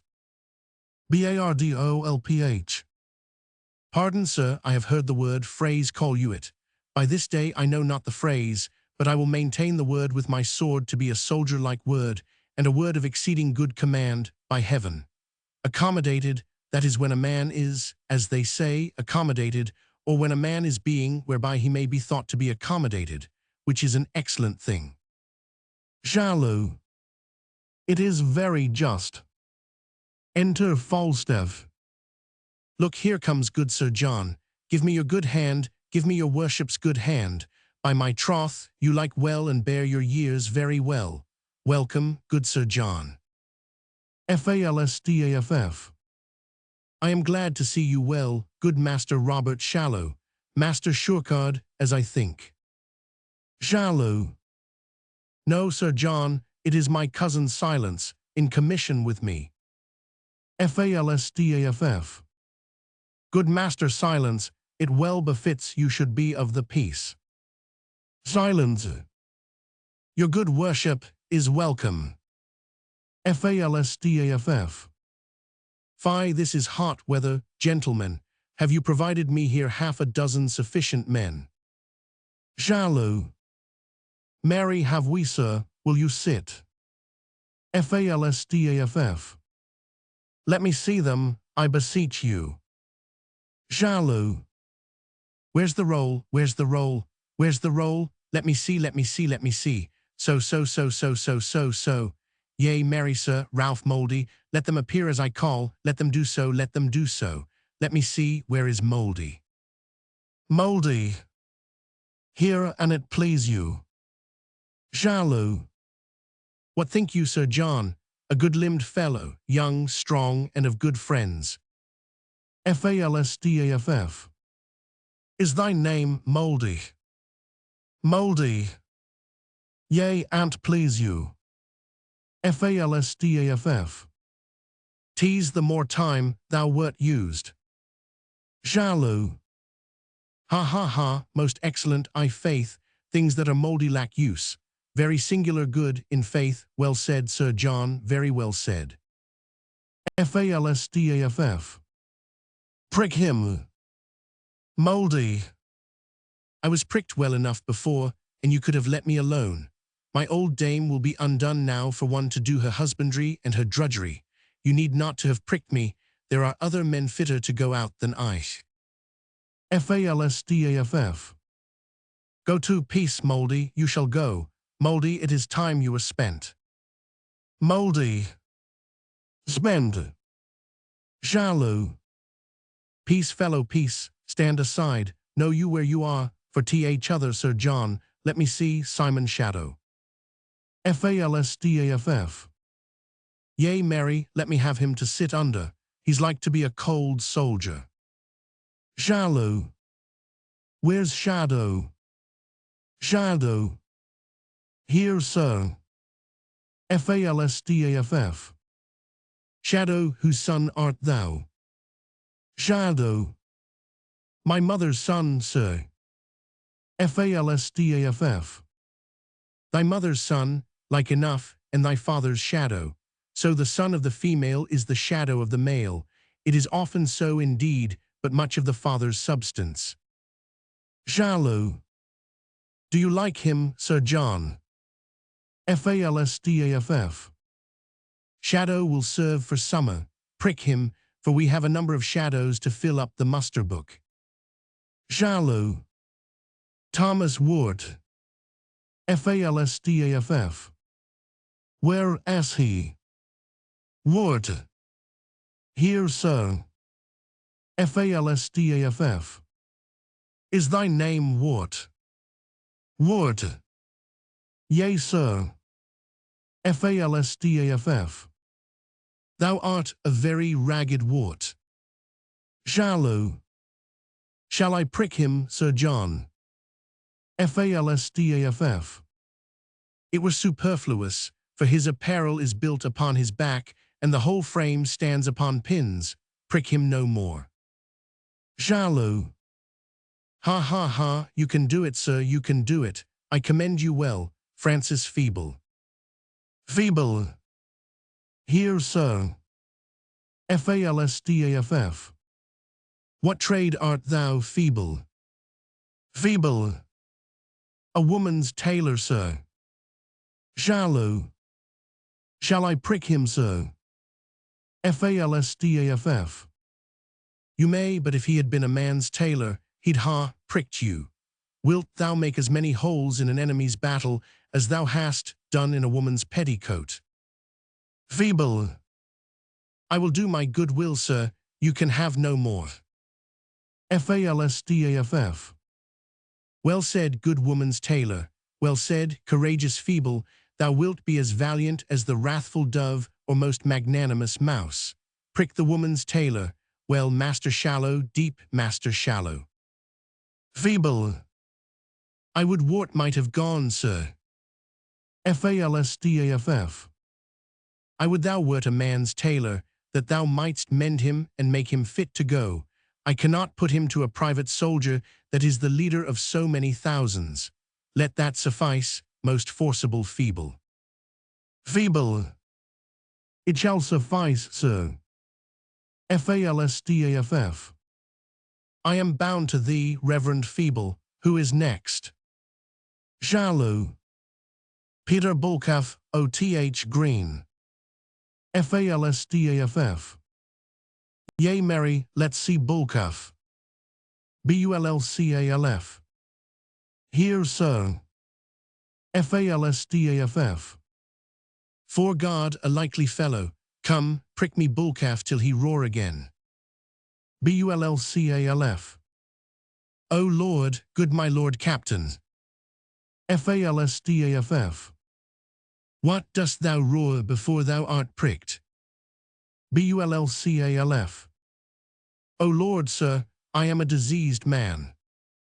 Falstaff. What disease hast thou? Bullcalf. A whoreson cold, sir, a cough, sir. which I caught with ringing in the king's affairs upon his coronation day, sir. Falstaff. Come, thou shalt go to the wars in a gown, we will have away thy cold, and I will take such order that thy friends shall ring for thee. Is here all? Jaloux. Here is 2 more called than your number. You must have but 4 here, sir, and so, I pray you, go in with me to dinner. Falstaff. Come, I will go drink with you, but I cannot tarry dinner. I am glad to see you, by my troth, Master Shallow. Jaloux. Oh, Sir John, do you remember since we lay all night in the windmill in St. George's Field? Falstaff. No more of that, good Master Shallow, no more of that. Jaloux. Ha, 'twas a merry night, and is Jane Nightwork alive? Falstaff. She lives, Master Shallow. Jaloux. She never could away with me. Falstaff. Never, never. She would always say she could not abide Master Shallow. Jaloux. By the mass, I could anger her to th heart. She was then a bone aroba. Doth she hold her own well? Falstaff. Old, old, Master Shallow. Jaloux. Nay, she must be old. She cannot choose but be old. Certain she's old, and had Robin Nightwork by old Nightwork before I came to Clement's Inn. Silence. That's 55 year ago. Jaloux. Ha, cousin, silence, that thou hadst seen that this night, and I have seen. Ha, Sir John, said I well. Falstaff. We have heard the chimes at midnight, Master Shallow. Jaloux.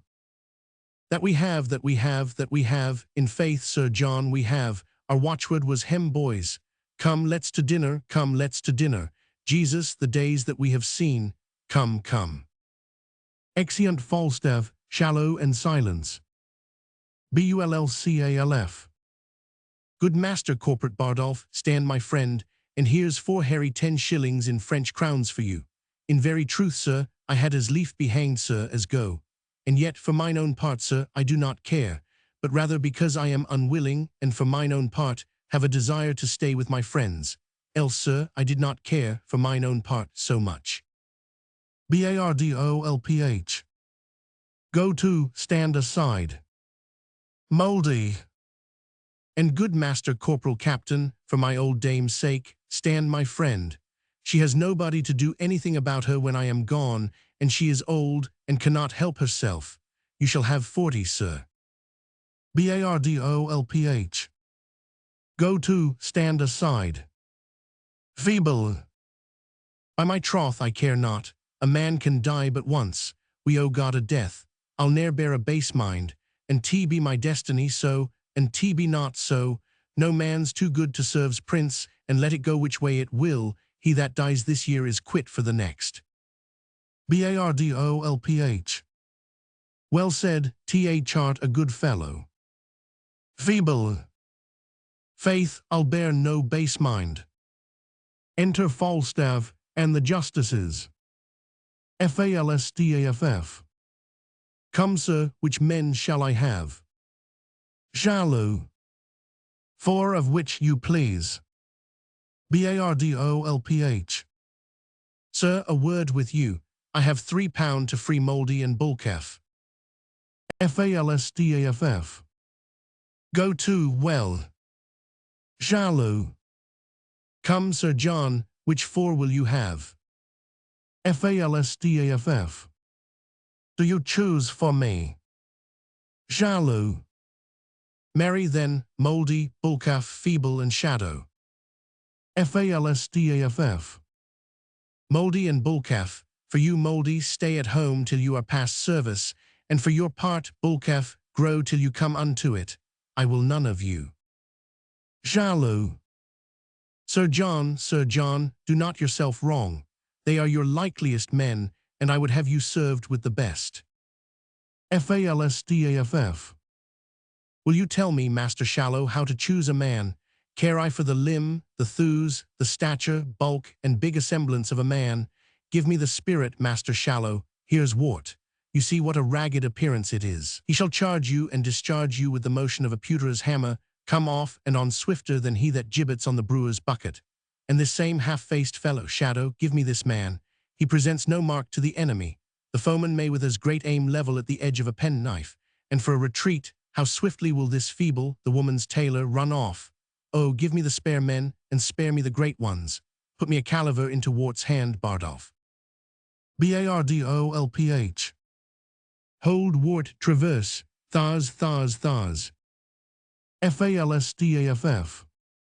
Come manage me your caliver, so very well go to very good, exceeding good. Oh, give me always a little, lane, old, chopped, bald shot. Well said, I faith, Wart, t'art a good scab. Hold, there's a tester for thee. Shallow. He is not his craft's master, he doth not do it right. I remember at Myland Green, when I lay at Clement's Inn, I was then Sir Dagonet in Arthur's show, there was a little quiver fellow, and he would manage you his piece thus. And he would about, and come you in. Ra-ta-ta, would he say. Bounce, would he say, and away again would he go, and again would he come. I shall ne'er see such a fellow. Falstaff. These fellows will do well, Master Shallow. God keep you, Master Silence. I will not use many words with you. Fare you well, gentlemen both. I thank you. I must a dozen mile tonight. Bardolph, give the soldiers coats. Shallow. Sir John, the Lord bless you. God prosper your affairs. God send us peace. At your return, visit our house. Let our old acquaintance be renewed. Peradventure I will with ye to the court. Falstaff. For God, I would you would, Master Shallow. Shallow. Go to, I have spoke at a word. God keep you. Falstaff. Fare you well, gentle gentlemen, exeunt justices. On Bardolph, lead the men away. Exeunt Bardolph, recruits, and see as I return, I will fetch off these justices. I do see the bottom of justice shallow. Lord, how subject we old men are to this vice of lying. This same starved justice hath done nothing but prate to me of the wildness of his youth, and the feats he hath done about Turnbull Street, and every third word a lie doer paid to the hearer than the Turk's tribute. I do remember him at Clement's Inn, like a man made after supper of a cheese paring. When he was naked, he was, for all the world, like a forked radish, with a head fantastically carved upon it with a knife. He was so forlorn that his dimensions to any thick sight were invincible. He was the very genius of famine, yet lecherous as a monkey, and the whores called him Mandrake. He came ever in the rearward of the fashion, and sung those tunes to the overscutched huswives that he heard the carmen whistle, and swear they were his fancies or his good nights. And now is this vice's dagger become a squire, and talks as familiarly of John a Gaunt as if he had been sworn brother to him, and I'll be sworn he ne'er saw him but once in the tilt-yard, and then he burst his head for crowding among the marshal's men. I saw it and told John a Gaunt he beat his own name, for you might have thrust him and all his apparel into an ill skin. The case of a treble hotbay was a mansion for him, a court, and now has he land and beefs. Well, I'll be acquainted with him if I return, and tea shall go hard, but I'll make him a philosopher's 2 stones to me.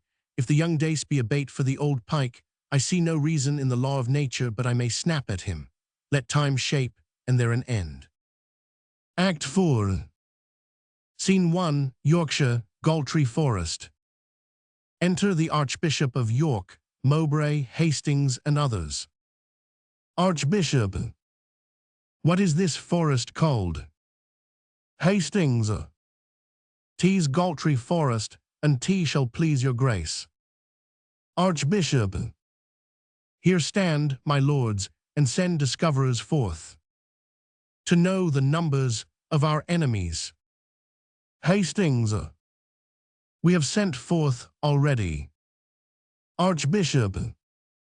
'Tis well done, my friends and brethren, in these great affairs. I must acquaint you that I have received new dated letters from Northumberland. Their cold intent, tenor, and substance thus. Here doth he wish his person with such powers as might hold sortance with his quality, the which he could not levy, whereupon he is retired to ripe his growing fortunes to Scotland, and concludes in hearty prayers that your attempts may overlive the hazard and fearful meeting of their opposite. Mowbray. Thus do the hopes we have in him touch ground and dash themselves to pieces. Enter a messenger. Hastings. Now what news? Messenger. West of this forest, scarcely off a mile, in goodly form comes on the enemy, and by the ground they hide, I judge their number, upon or near the rate of 30,000. Mowbray. The just proportion that we gave them out. Let us sway on and face them in the field. Enter Westmoreland. Archbishop. What well-appointed leader fronts us here? Mowbray. I think it is my lord of Westmoreland. Wstmorland. Health and fair greeting from our general, the Prince, Lord John and Duke of Lancaster. Archbishop. Say on, my lord of Westmoreland, in peace. What doth concern your coming? Wstmorland. Then, my lord, unto your grace do I in chief address the substance of my speech, if that rebellion came like itself in base and abject routs, led on by bloody youth, guarded with rags, and countenanced by boys and beggary. I say, if damned commotion so, in his true, native, and most proper shape, you, reverend father, and these noble lords, had not been here to dress the ugly form of base and bloody insurrection, with your fair honors, you, Lord Archbishop, whose see is by a civil pace maintained, whose beard the silver hand of peace hath touched, whose learning and good letters peace hath tutored, whose white investments figure innocence, the dove and very blessed spirit of peace. Wherefore you do so ill translate yourself out of the speech of peace that bears such grace into the harsh and boisterous tongue of war, turning your books to graves, your ink to blood, your pens to lances, and your tongue divine to a loud trumpet and a point of war. Archbishop. Wherefore do I this? So the question stands. Briefly to this end, we are all diseased, and with our surfeiting and wanton hours, have brought ourselves into a burning fever, and we must blade for it, of which disease our late King Richard, being infected, died. But my most noble lord of Westmoreland, I take not on me here as a physician, nor do I as an enemy to peace troop in the throngs of military men, but rather show a while like fearful to die at rank mine sick of happiness, and purge obstructions which begin to stop our very veins of life. Hear me more plainly. I have in equal balance justly weighed what wrongs our arms may do, what wrongs we suffer, and find our griefs heavier than our offences. We see which way the stream of time doth run, and are enforced from our most quiet there by the rough torrent of occasion, and have the summary of all our griefs, when time shall serve to show in articles, which long ere this we offered to the king, and might by no suit gain our audience. When we are wronged and would unfold our griefs, we are denied access unto his person, even by those men that most have done us wrong. The dangers of the days but newly gone, whose memory is written on the earth, with yet appearing blood and the examples of every minute's instance present now, hath put us in these ill-beseeming arms, not to break peace or any branch of it, but to establish here a peace indeed, concurring both in name and quality. Wstmorland. Whenever yet was your appeal denied? Wherein have you been galled by the king? What peer hath been suborned to grate on you, that you should seal this lawless bloody book of forged rebellion with a seal divine, and consecrate commotion's bitter edge? Archbishop, my brother general, the commonwealth's, to brother born and household cruelty, I make my quarrel in particular. Wstmorland. There is no need of any such redress, or if there were, it not belongs to you. Mowbray, why not to him in part, and to us all, that feel the bruises of the days before, and suffer the condition of these times, to lay a heavy and unequal hand upon our honors? Wstmorland. O my good Lord Mowbray, construe the times to their necessities, and you shall say indeed it is the time, and not the king, that doth you injuries. Yet for your part it not appears to me, either from the king or in the present time, that you should have an inch of any ground to build a grief on, were you not restored to all the Duke of Norfolk's seigniories, your noble and right well-remembered fathers. Mowbray, what thing in honor had my father lost, that need to be revived and breathed in me? The king that loved him as the state stood then, was force perforce compelled to banish him.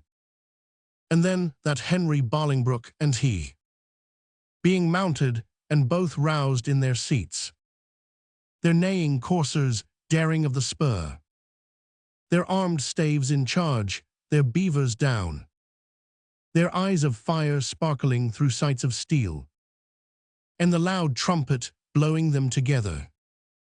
Then, when there was nothing could have stayed my father from the breast of Bolingbroke. Oh, when the king did throw his warder down, his own life hung upon the staff he threw. Then threw he down himself and all their lives, that by indictment and by dint of sword have since miscarried under Bolingbroke. Wstmorland. You speak, Lord Mowbray, now you know not what.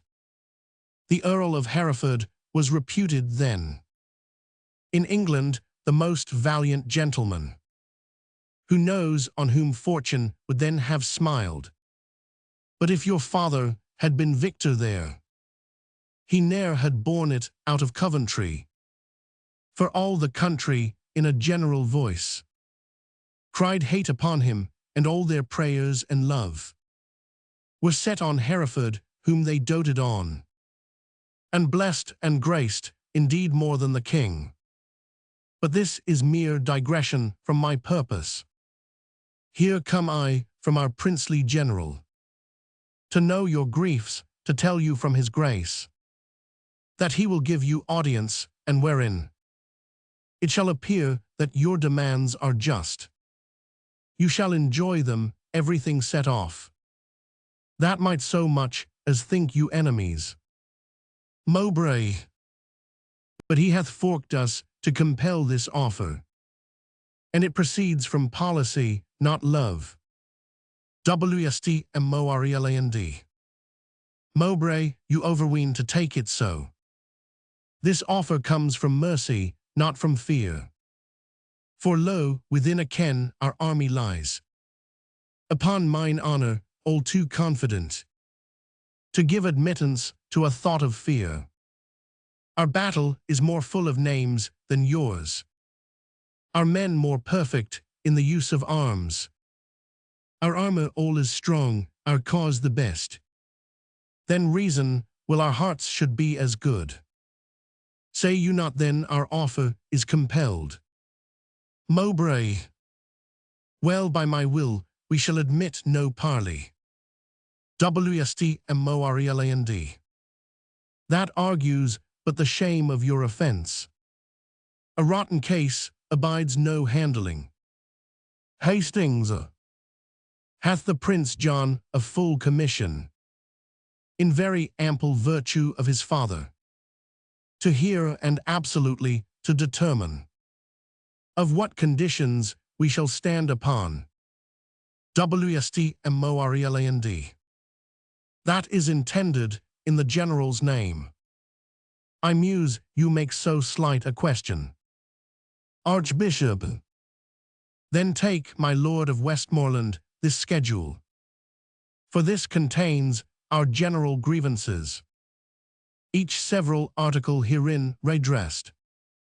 All members of our cause, both here and hence, that are insinued to this action, acquitted by a true substantial form, and present execution of our wills, to us and to our purposes confined, we come within our awful banks again, and knit our powers to the arm of peace.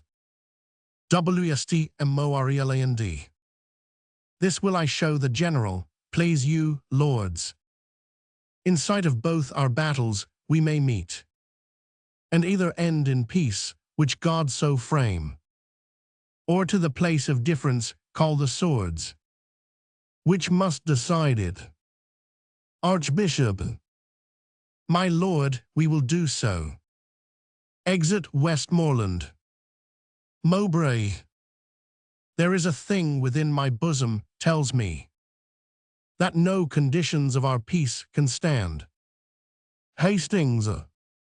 Fear you not that, if we can make our peace upon such large terms and so absolute, as our conditions shall consist upon, our peace shall stand as firm as rocky mountains.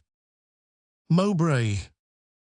Yea, but our valuation shall be such, that every slight and false-derived cause, yea, every idle, nice, and wanton reason, shall to the king taste of this action, that were our royal faith's martyrs in love, we shall be winnowed with so rough a wind, that even our corn shall seem as light as chaff, and good from bad find no partition.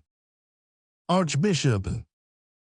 No, no, my lord, note this, the king is weary of dainty and such picking grievances, for he hath found to end one doubt by death, revives two greater in the airs of life, and therefore will he wipe his tables clean, and keep no telltale to his memory, that may repeat and history his loss, to new remembrance, for full well he knows he cannot so precisely weed this land as his misdoubts present occasion.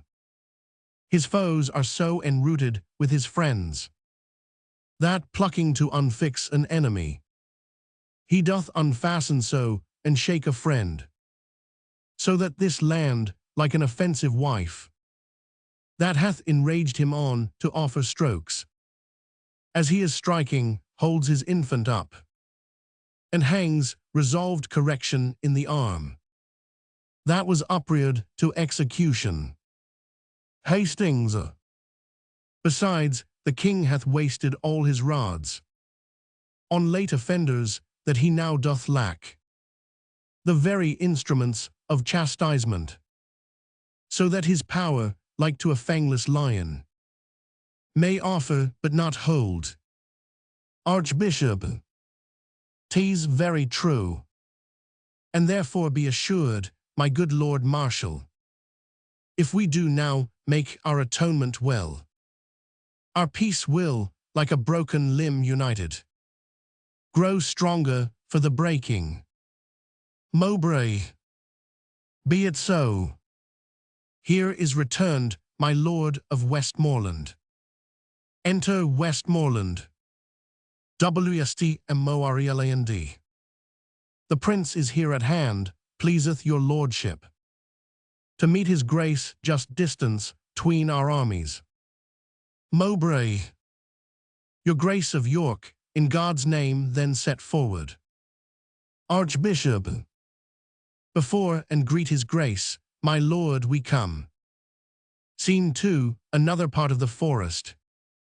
Enter from one side Mowbray attended, afterwards the Archbishop Hastings and others, from the other side Prince John of Lancaster and Westmoreland, officers and others with them. Lancaster. You are well encountered here, my cousin Mowbray. Good day to you, gentle Lord Archbishop. And so to you, Lord Hastings, and to all. My Lord of York, it better showed with you. When that your flock, assembled by the bell, encircled you to hear, with reverence, your exposition on the holy text, than now to see you here an iron man, cheering a rout of rebels with your drum, turning the word to sword and life to death. That man that sits within a monarch's heart and ripens in the sunshine of his favor, would he abuse the countenance of the king? Alack, what mischiefs might he set abroach, in shadow of such greatness, with you, Lord Bishop? It is even so, who hath not heard it spoken, how deep you were within the books of God. To us the speaker in his parliament, to us imagined voice of God himself, the very opener and intelligencer, between the grace, the sanctities of heaven, and our dull workings, oh, who shall believe? But you misuse the reverence of your place, employ the countenance and grace of heaven, as a false favourite doth his prince's name. In deeds dishonourable you have ta'en up, under the counterfeited zeal of God, the subjects of his substitute, my father, and both against the peace of heaven and him, have here upswarmed them. Archbishop.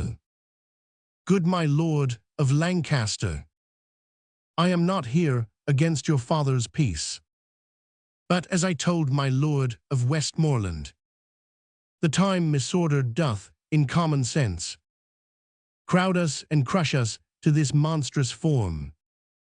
To hold our safety up, I sent your grace the parcels and particulars of our grief, the which hath been with scorn shoved from the court, whereon this hydra son of war is born, whose dangerous eyes may well be charmed asleep, with grant of our most just and right desires, and true obedience of this madness cured, stoop tamely to the foot of majesty. Mowbray. If not, we ready are to try our fortunes, to the last man. Hastings. And though we here fall down, we have supplies to second our attempt. If they miscarry, theirs shall second them, and so success of mischief shall be born, and heir from heir shall hold this quarrel up, whiles England shall have generation. Lancaster. You are too shallow, Hastings, much too shallow, to sound the bottom of the after times. Wstmorland. Pleaseth your grace to answer them directly. How far forth you do like their articles. Lancaster. I like them all, and do allow them well, and swear here by the honour of my blood, my father's purposes have been mistook, and some about him have too lavishly rested his meaning and authority. My lord, these griefs shall be with spade redressed. Upon my soul they shall, if this may please you. Discharge your powers unto their several counties, as we will ours, and here between the armies. Let's drink together, friendly and embrace, that all their eyes may bear those tokens home of our restored love and amity. Archbishop, I take your princely word for these redresses. Lancaster, I give it you, and will maintain my word. And thereupon I drink unto your grace. Hastings, go, captain, and deliver to the army this news of peace. Let them have pay and part. I know it will please them. Hie thee, captain. Archbishop, to you, my noble lord of Westmoreland. Wstmoreland. I pledge your grace, and if you knew what pains I have bestowed to breed this present peace, you would drink freely, but my love to ye shall show itself more openly hereafter. Archbishop, I do not doubt you. Wstmoreland. I am glad of it. Health to my lord and gentle cousin, Mowbray. Mowbray, you wish me health in very happy season, for I am on the sudden something ill. Archbishop, against ill chances men are ever merry, but heaviness foreruns the good event. Wstmoreland. Therefore be merry, cause, since sudden sorrow serves to say thus, some good thing comes tomorrow. Archbishop, believe me, I am passing light in spirit. Mowbray, so much the worse, if your own rule be true. Lancaster, the word of peace is rendered, hark how they shout. Mowbray, this had been cheerful after victory. Archbishop, a peace is of the nature of a conquest, for then both parties nobly are subdued, and neither party loseth. Lancaster, go, my lord, and let our army be discharged too. Exit Westmoreland. And good my lord, so please you, let our trains march by us, that we may peruse the men. We should have coped with all. Archbishop, go, good Lord Hastings, and ere they be dismissed, let them march by. Lancaster, I trust, lords, we shall lie tonight together. Enter Westmoreland. Now, cousin, wherefore stands our army still? Wstmoreland. The leaders, having charge from you to stand, will not go off until they hear you speak. Lancaster, they know their duties. Enter Hastings. Hastings, my lord, our army is dispersed already. Like youthful steers unyoked, they take their courses. East, west, north, south, or like a school broke up. Each hurries toward his home and sporting place. Wstmoreland. Good tidings, my lord Hastings, for the which I do arrest thee, traitor, of high treason. And you, Lord Archbishop, and you, Lord Mowbray, of capital treason I attach you both. Mowbray, is this proceeding just and honorable? Wstmoreland. Is your assembly so? Archbishop, will you thus break your faith? Lancaster, I pawned thee none. I promised you redress of these same grievances, whereof you did complain, which, by mine honour, I will perform with a most Christian care. But for you, rebels, look to taste the dew. Meet for rebellion and such acts as yours. Most shallowly did you these arms commence, fondly brought here and foolishly sent hence. Strike up our drums, pursue the scattered stray. God and not we hath safely fought today. Some guard these traitors to the block of death, treason's true bed and yielder up of breath. Scene 3, another part of the forest. Alarum excursions, enter Falstaff and Colville meeting. Falstaff. What's your name, sir? Of what condition are you, and of what place, I pray? Colville. I am a knight, sir, and my name is Colville of the Dale. Falstaff. Well then, Colville is your name, a knight is your degree, and your place the Dale. Colville shall be still your name, a traitor your degree, and the dungeon your place, a place deep enough, so shall you be still Colville of the Dale. Colville. Are not you Sir John Falstaff? Falstaff. As good a man as he, sir, whoe'er I am. Do ye yield, sir, or shall I sweat for you? If I do sweat, they are the drops of thy lovers, and they weep for thy death. Therefore rouse up fear and trembling, and do observance to my mercy. Colville. I think you are Sir John Falstaff, and in that thought yield me. Falstaff. I have a whole school of tongues in this belly of mine, and not a tongue of them all speaks any other word but my name. And I had but a belly of any indifferency, I were simply the most active fellow in Europe. My womb, my womb, my womb undoes me. Here comes our general. Enter Prince John of Lancaster, Westmoreland, Blunt, and others. Lancaster. The heat is past, follow no further now. Call in the powers, good cousin Westmoreland. Exit Westmoreland. Now, Falstaff, where have you been all this while? When everything is ended, then you come. These tardy tricks of yours will, on my life, one time or other, break some gallows back. Falstaff. I would be sorry, my lord, but it should be thus. I never knew yet but rebuke and check was the reward of valor. You think me a swallow, an arrow, or a bullet? Have I in my poor and old motion the expedition of thought? I have speeded hither with the very extremest inch of possibility.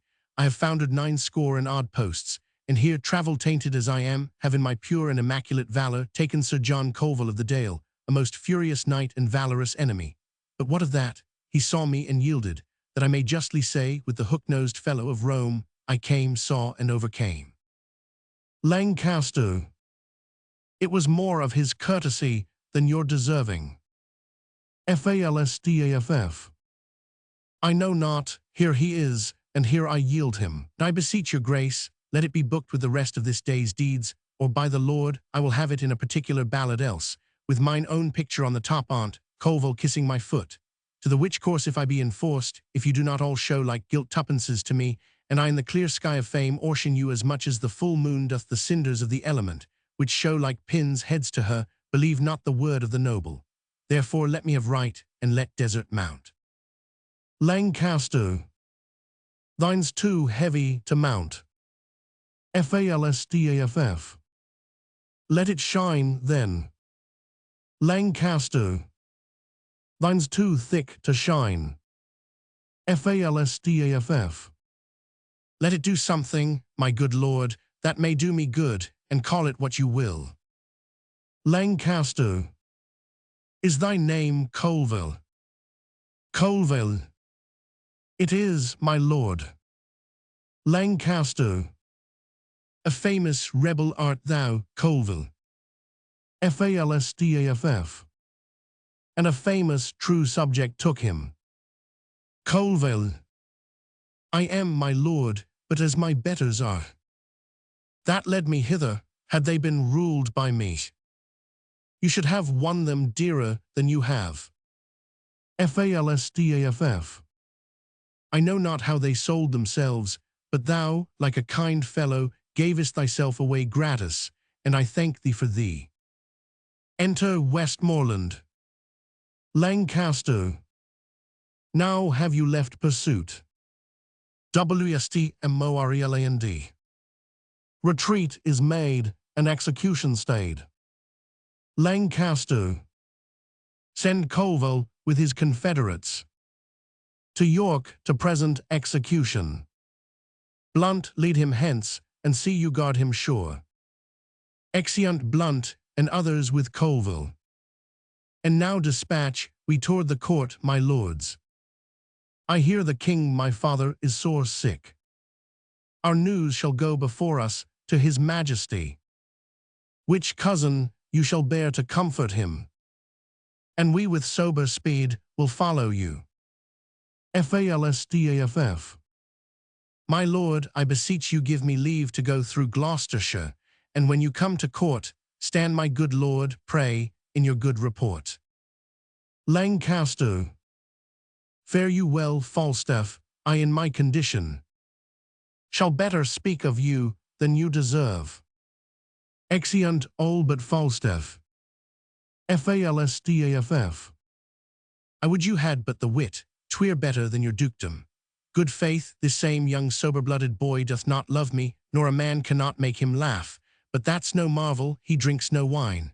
There's never none of these demure boys come to any proof, for thin drink doth so overcool their blood, and making many fish meals, that they fall into a kind of male green sickness. And then, when they marry, they get wenches. They are generally fools and cowards, which some of us should be too, but for inflammation. A good sherris sack hath a twofold operation in it.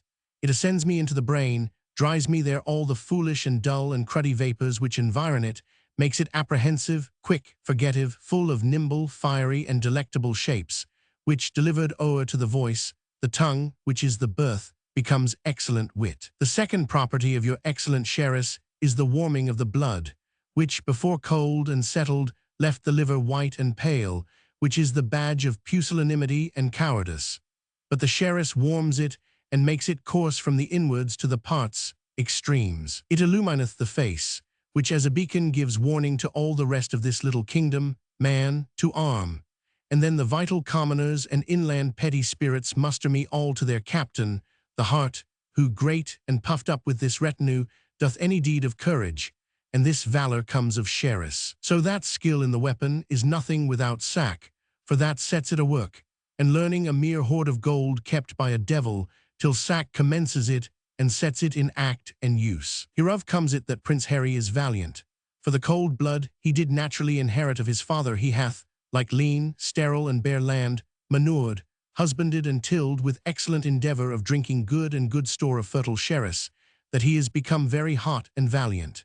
If I had 1,000 sons, the first humane principle I would teach them should be to forswear thin potations, and to addict themselves to sack.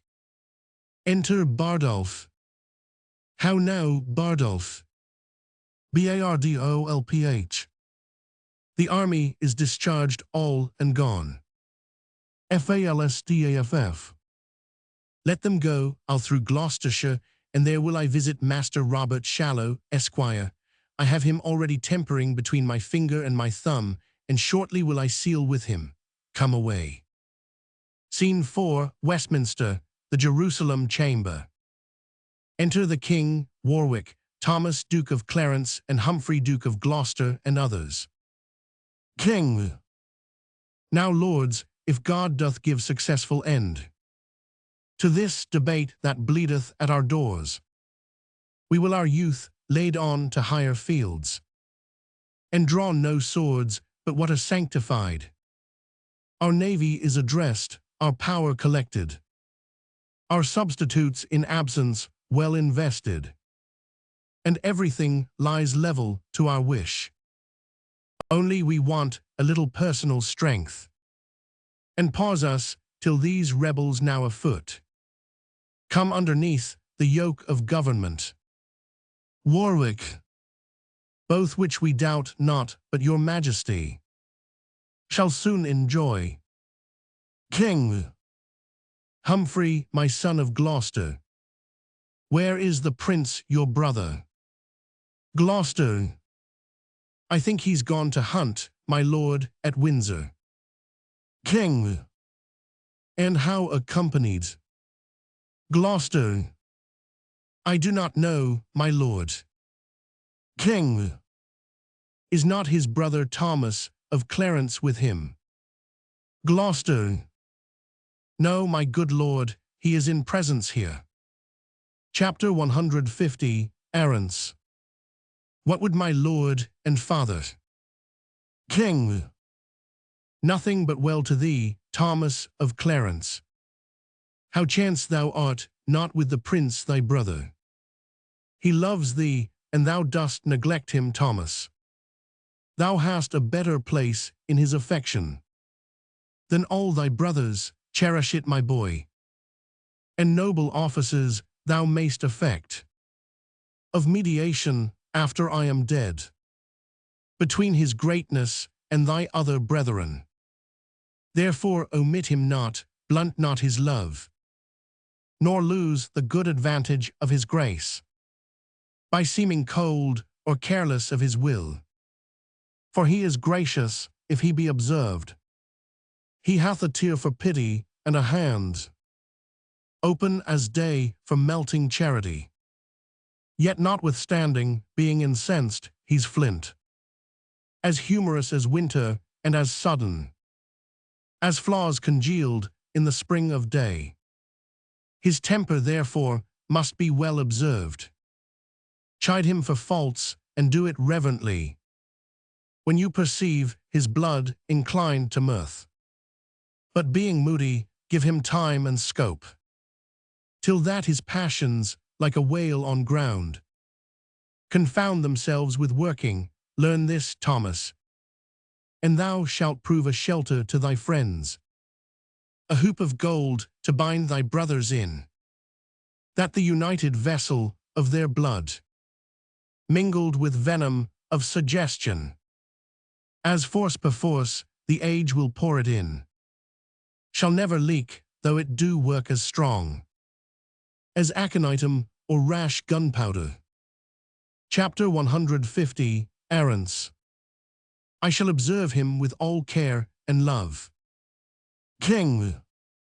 Why art thou not at Windsor with him, Thomas? Chapter 150, Errants. He is not there today, he dines in London. King. And how accompanied, canst thou tell that? Chapter 150, Errants. With Poins and other his continual followers. King.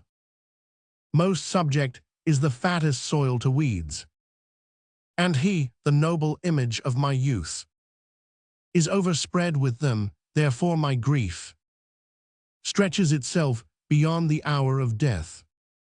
The blood weeps from my heart when I do shape, in forms imaginary, unguided days, and rotten times that you shall look upon, when I am sleeping with my ancestors. For when his headstrong riot hath no curb, when rage and hot blood are his counselors, when means and lavish manners meet together, oh, with what wings shall his affections fly, towards fronting peril and opposed decay. Warwick. My gracious lord, you look beyond him quite. The prince but studies his companions, like a strange tongue wherein to gain the language. 'Tis needful that the most immodest word be looked upon and learned, which once attained, your highness knows, comes to no further use, but to be known and hated. So, like gross terms, the prince will, in the perfectness of time, cast off his followers, and their memory shall as a pattern or a measure live, by which his grace must meet the lives of other, turning past evils to advantages. King. 'Tis seldom when the bee doth leave her comb in the dead carrion. Enter Westmoreland. Who's here, Westmoreland? Wstmorland. Health to my sovereign and new happiness, added to that I am to deliver. Prince John your son doth kiss your grace's hand. Mowbray, the bishop's group, Hastings and all, are brought to the correction of your law. There is not now a rebel's sword unsheathed, but peace puts forth her olive everywhere. The manner how this action hath been borne, here at more leisure may your highness read, with every course in his particular. King, O Westmoreland, thou art a summer bird, which ever in the haunch of winter sings, the lifting up of day. Enter Harcourt. Look, here's more news. Harcourt. From enemies, heaven keep your majesty. And when they stand against you, may they fall, as those that I am come to tell you of. The Earl Northumberland and the Lord Bardolph, with a great power of English and of Scots, are by the Shreve of Yorkshire overthrown. The manner and true order of the fight. This packet, please it you, contains at large. King, and wherefore should these good news make me sick? Will fortune never come with both hands full, but write her fair words still in foulest letters? She either gives a stomach and no food, such are the poor in health, or else a feast, and takes away the stomach, such are the rich, that have abundance and enjoy it not. I should rejoice now at this happy news, and now my sight fails, and my brain is giddy. O me, come near me, now I am much ill. Gloucester, comfort your majesty. Chapter 150, Errants. O my royal father, Wstmorland. My sovereign lord, cheer up yourself, look up. Warwick. Be patient, princes, you do know these fits are with his highness very ordinary. Stand from him, give him air, he'll straight be well. Chapter 150, Errants. No, no, he cannot long hold out these pangs. Incessant care and labor of his mind hath wrought the mure that should confine it in, so thin that life looks through and will break out. Gloucester. The people fear me, for they do observe unfathered airs and loathly births of nature.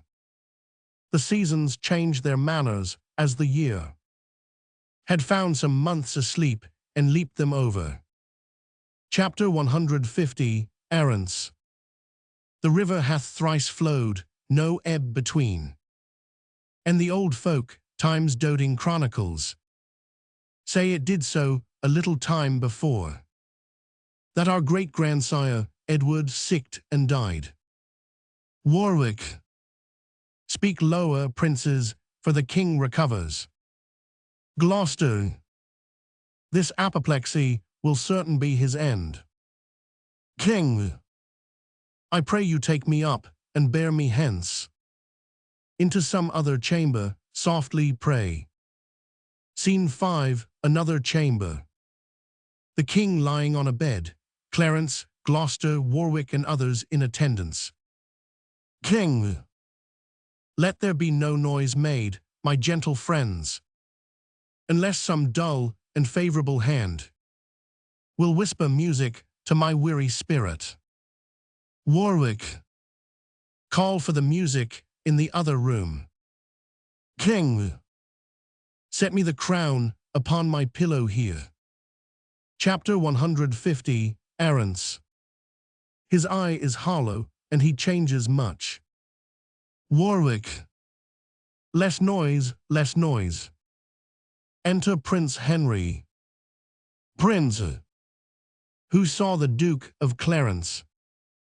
Chapter 150, Errants. I am here, brother, full of heaviness. Prince. How now, reign within doors, and none abroad? How doth the king?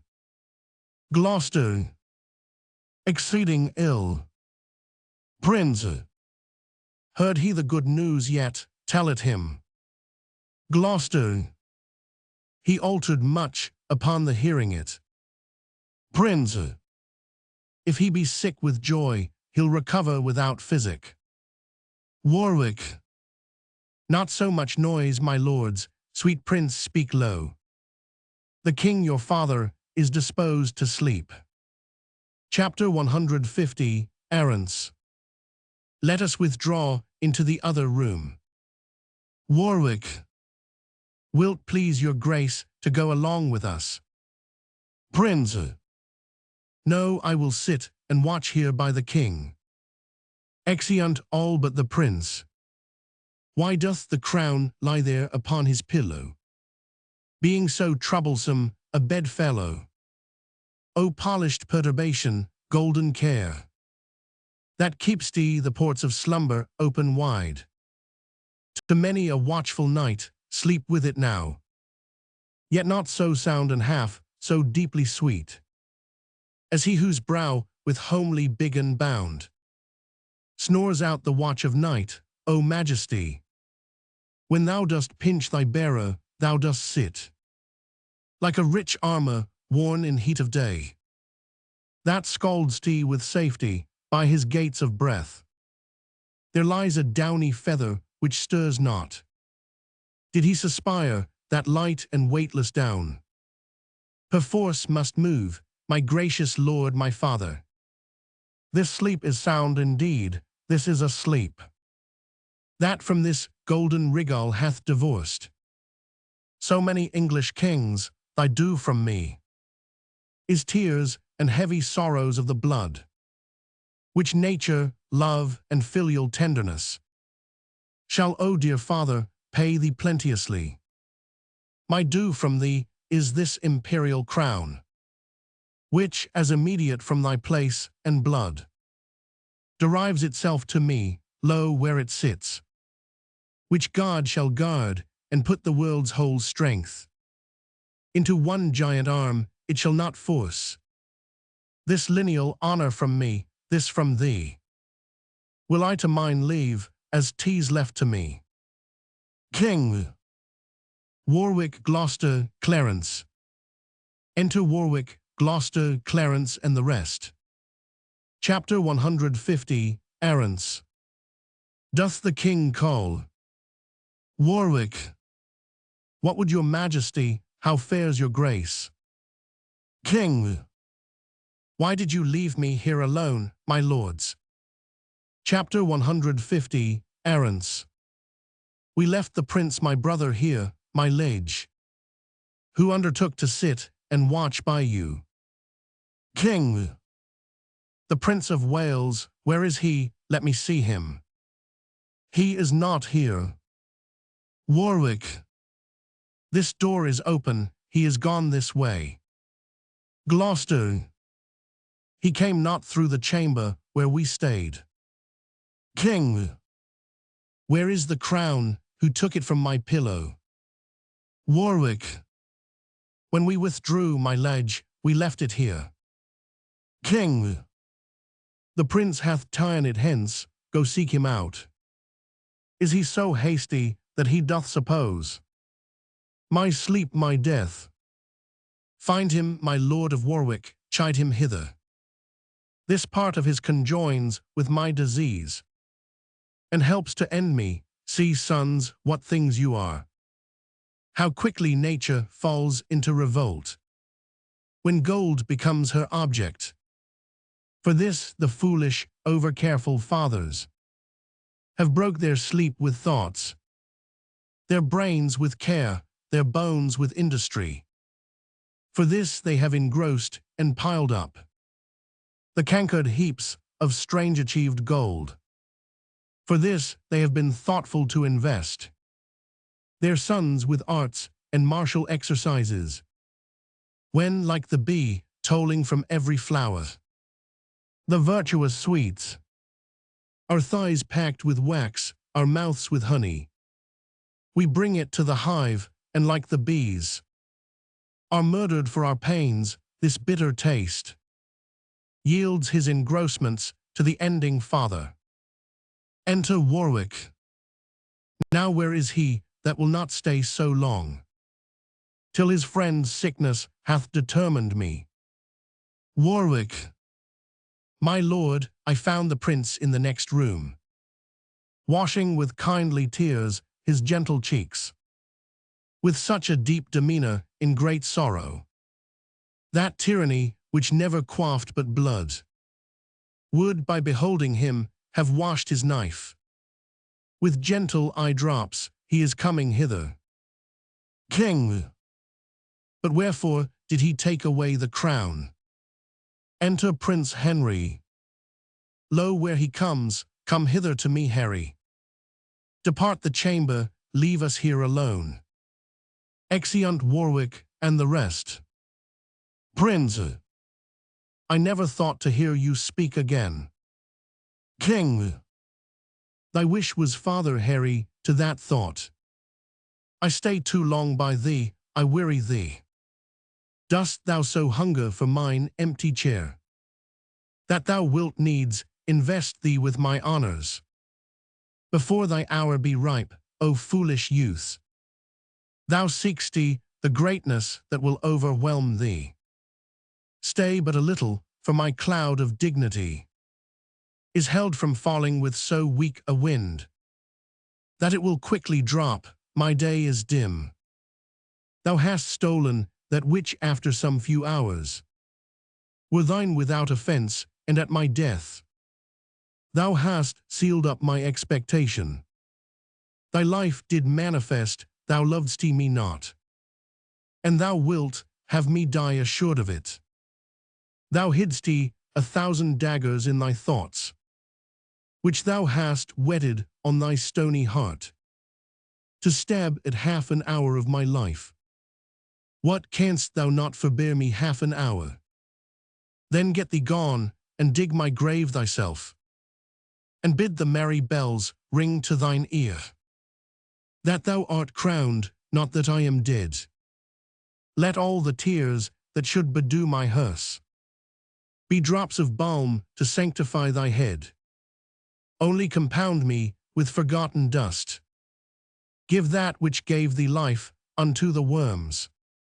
Pluck down my officers, break my decrees. For now a time is come to market form. Harry the Fifth is crowned, up vanity. Down royal state, all you sage counsellors hence. And to the English court assemble now. From every region, apes of idleness.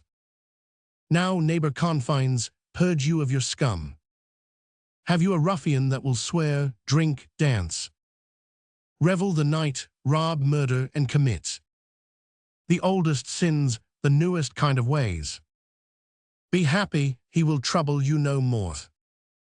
England shall double gild his treble guilt. England shall give him office, honor, might. For the fifth, Harry from curbed license plucks the muzzle of restraint, and the wild dog shall flesh his tooth on every innocent. O my poor kingdom, sick with civil blows, when that my care could not withhold thy riots. What wilt thou do when riot is thy care? O, thou wilt be a wilderness again, peopled with wolves, thy old inhabitants. Prince. O, pardon me, my liege, but for my tears, the moist impediments unto my speech. I had forestalled this dear and deep rebuke, ere you with grief had spoke, and I had heard the course of it so far. There is your crown, and he that wears the crown immortally. Long guard it yours, if I affect it more than as your honor and as your renown. Let me no more from this obedience rise, which my most inward, true, and duteous spirit teacheth this prostrate and exterior bending. God witness with me when I here came in, and found no course of breath within your majesty. How cold it struck my heart, if I do feign. Oh, let me in my present wildness die, and never live to show th incredulous world the noble change that I have purposed, coming to look on you, thinking you dead. And dead almost, my liege, to think you were. I spake unto this crown as having sense, and thus upbraided it, the care on thee depending, hath fed upon the body of my father. Therefore thou best of gold art, worst of gold. Other less fine in carat is more precious, preserving life in medicine potable. But thou most fine, most honored, most renowned, hast eat thy bearer up, thus, my most royal liege. Accusing it, I put it on my head, to try with it, as with an enemy, that had before my face, my father, the quarrel of a true inheritor.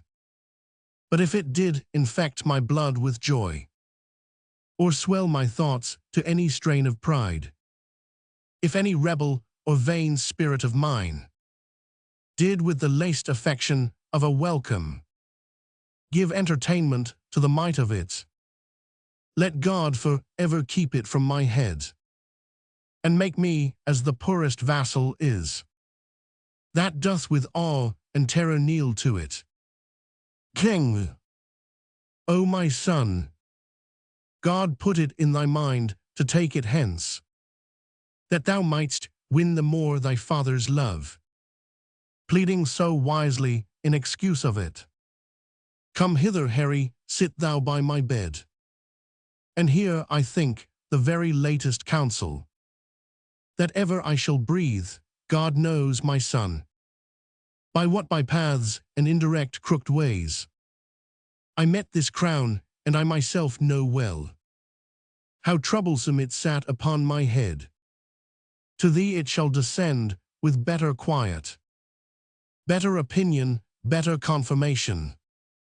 For all the soil of the achievement goes with me into the earth, it seemed in me, but as an honor snatched with boisterous hand, and I had many living to upbraid my gain of it by their assistances, which daily grew to quarrel and to bloodshed, wounding supposed peace, all these bold fears.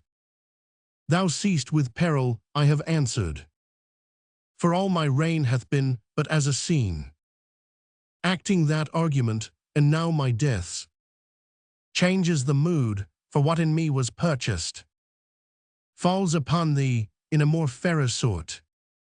So thou the garland wear'st successively, yet though thou stand'st more sure than I could do, thou art not firm enough, since griefs are green, and all my friends, which thou must make thy friends, have but their stings and teeth newly ta'en out, by whose fell working I was first advanced, and by whose power I well might lodge a fear, to be again displaced, which to avoid, I cut them off, and had a purpose now, to lead out many to the Holy Land, lest rest and lying still might make them look too near unto my state. Therefore, my Harry, be it thy course to busy giddy minds with foreign quarrels, that action hence borne out may waste the memory of the former days.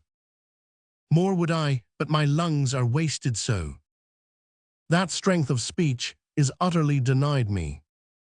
How I came by the crown, O God, forgive, and grant it may with thee in true peace live. Prince, my gracious liege, you won it, wore it, kept it, gave it me. Then plain and right must my possession be, which I with more than with a common pain gainst all the world will rightfully maintain. Enter Lord John of Lancaster and others. King, look, look, here comes my John of Lancaster. Lancaster, health, peace, and happiness to my royal father. King, thou bringst me happiness and peace, son John. But health, alack, with youthful wings is flown from this bare withered trunk upon thy sight. My worldly business makes a period Where is my lord of Warwick? Prince.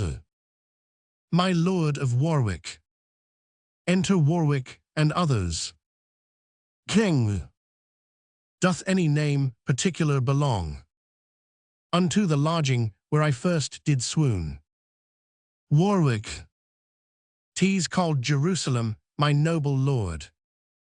King. Laud be to God, even there my life must end. It hath been prophesied to me many years.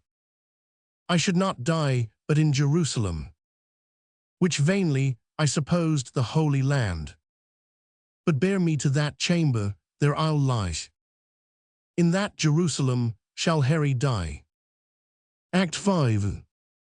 Scene 1, Gloucestershire, Shallow's house. Enter Shallow, Falstaff, Bardolph, and Page. Shallow. By cock and pie, sir, you shall not away tonight. What, Davy, I say? Falstaff. You must excuse me, Master Robert Shallow. Shallow. I will not excuse you, you shall not be excused.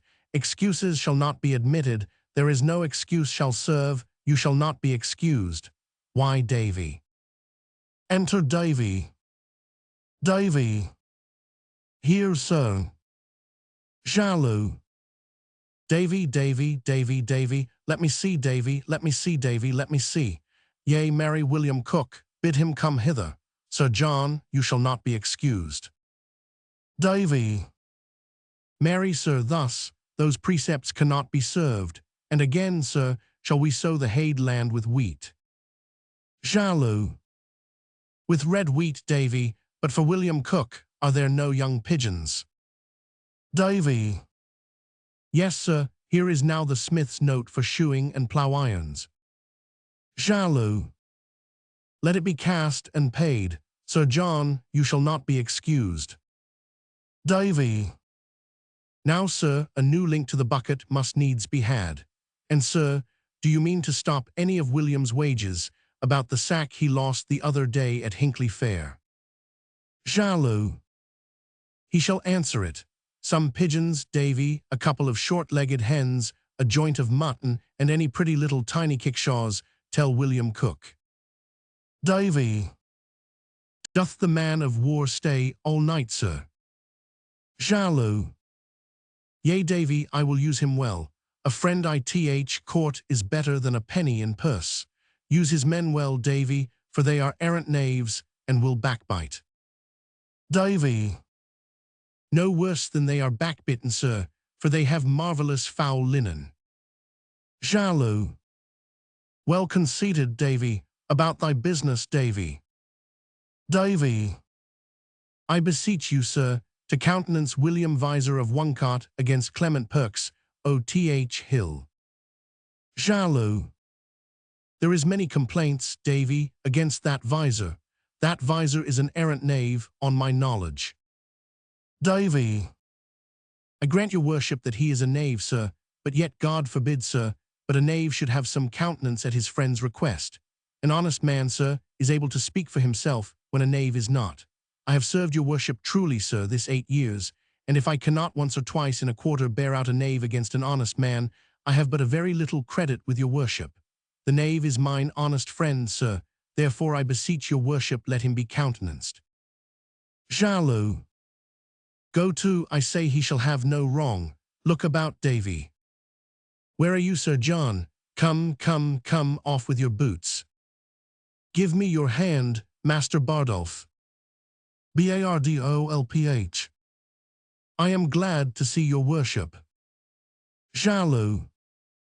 I thank thee with all my heart, kind Master Bardolph, and welcome my tall fellow. Come, Sir John. Falstaff. I'll follow you, good Master Robert Shallow. Bardolph, look to our horses.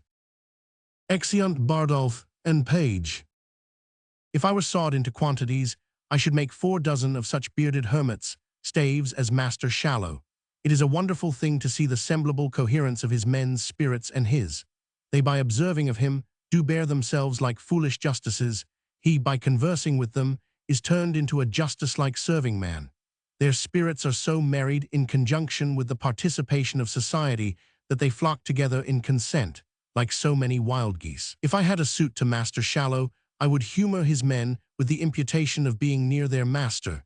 If to his men, I would curry with Master Shallow that no man could better command his servants. It is certain that either wise bearing or ignorant carriage is caught, as men take diseases one of another. Therefore let men take heed of their company. I will devise matter enough out of this Shallow to keep Prince Harry in continual laughter the wearing out of 6 fashions, which is 4 terms or 2 actions, and he shall laugh without intervallums. Oh, it is much that a lie with a slight oath and a jest with a sad brow will do with a fellow that never had the ache in his shoulders. Oh, you shall see him laugh till his face be like a wet cloak ill laid up. Shallow. Sir John. Falstaff. I come, Master Shallow, I come, Master Shallow. Scene 2, Westminster, the Palace. Enter Warwick and the Lord Chief Justice, meeting. Warwick. How now, my Lord Chief Justice, whither away? Chief Justice. How doth the King? Warwick. Exceeding well, his cares are now all ended. Chief Justice. I hope not dead. Warwick. He's walked the way of nature, and to our purposes he lives no more. Chief Justice. I would his Majesty had called me with him. The service that I truly did his life hath left me open to all injuries. Warwick. Indeed, I think the young king loves you not. Chief Justice. I know he doth not, and do arm myself to welcome the condition of the time, which cannot look more hideously upon me than I have drawn it in my fantasy. Enter Lancaster, Clarence, Gloucester, and others. Warwick. Here comes the heavy issue of dead Harry. Oh, that the living Harry had the temper of he the worst of these 3 gentlemen. How many nobles then should hold their places? That must strike sail to spirits of vile sort. Chief Justice. O God, I fear all will be overturned. Lancaster. Good morrow, cousin Warwick, good morrow. Gloucester and Clarence. Good morrow, cousin. Lancaster. We meet like men that had forgot to speak. Warwick. We do remember, but our argument is all too heavy to admit much talk. Lancaster. Well, peace be with him that hath made us heavy. Chief Justice. Peace be with us, lest we be heavier. Gloucester. Oh, good my lord, you have lost a friend indeed. And I dare swear you borrow not that face of seeming sorrow, it is sure your own. Lancaster. Though no man be assured what grace to find, you stand in coldest expectation. I am the sorrier, would 'twere otherwise.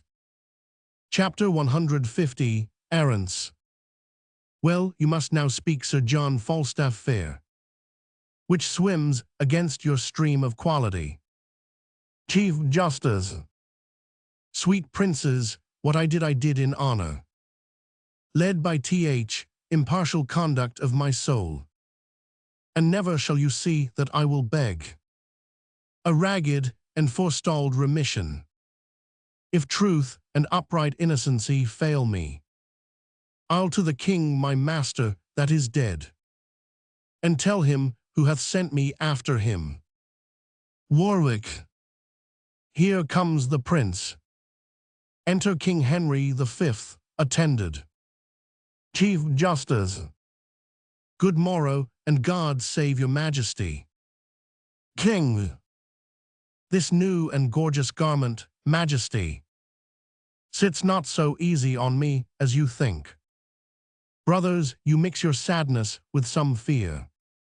This is the English, not the Turkish court. Not Amurath, and Amurath succeeds.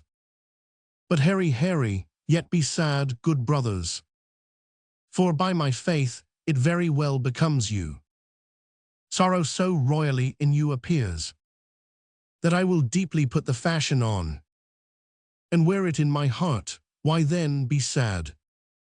But entertain no more of it, good brothers, than a joint burden laid upon us all.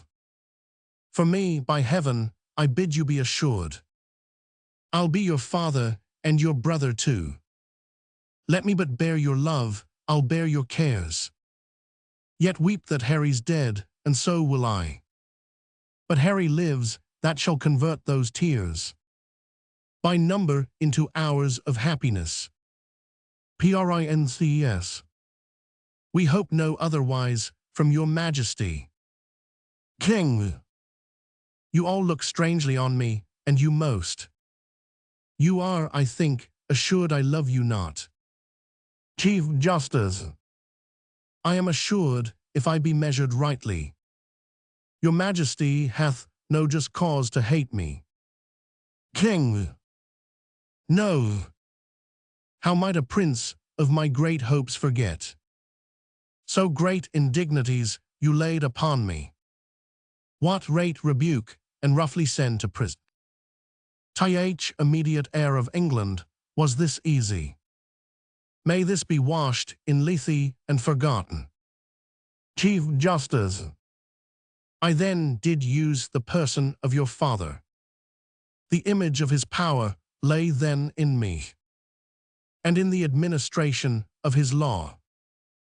Whiles I was busy for the Commonwealth, your Highness pleased to forget my place, the majesty and power of law and justice, the image of the King whom I presented, and struck me in my very seat of judgment, whereon, as an offender to your father, I gave bold way to my authority, and did commit you, if the deed were ill.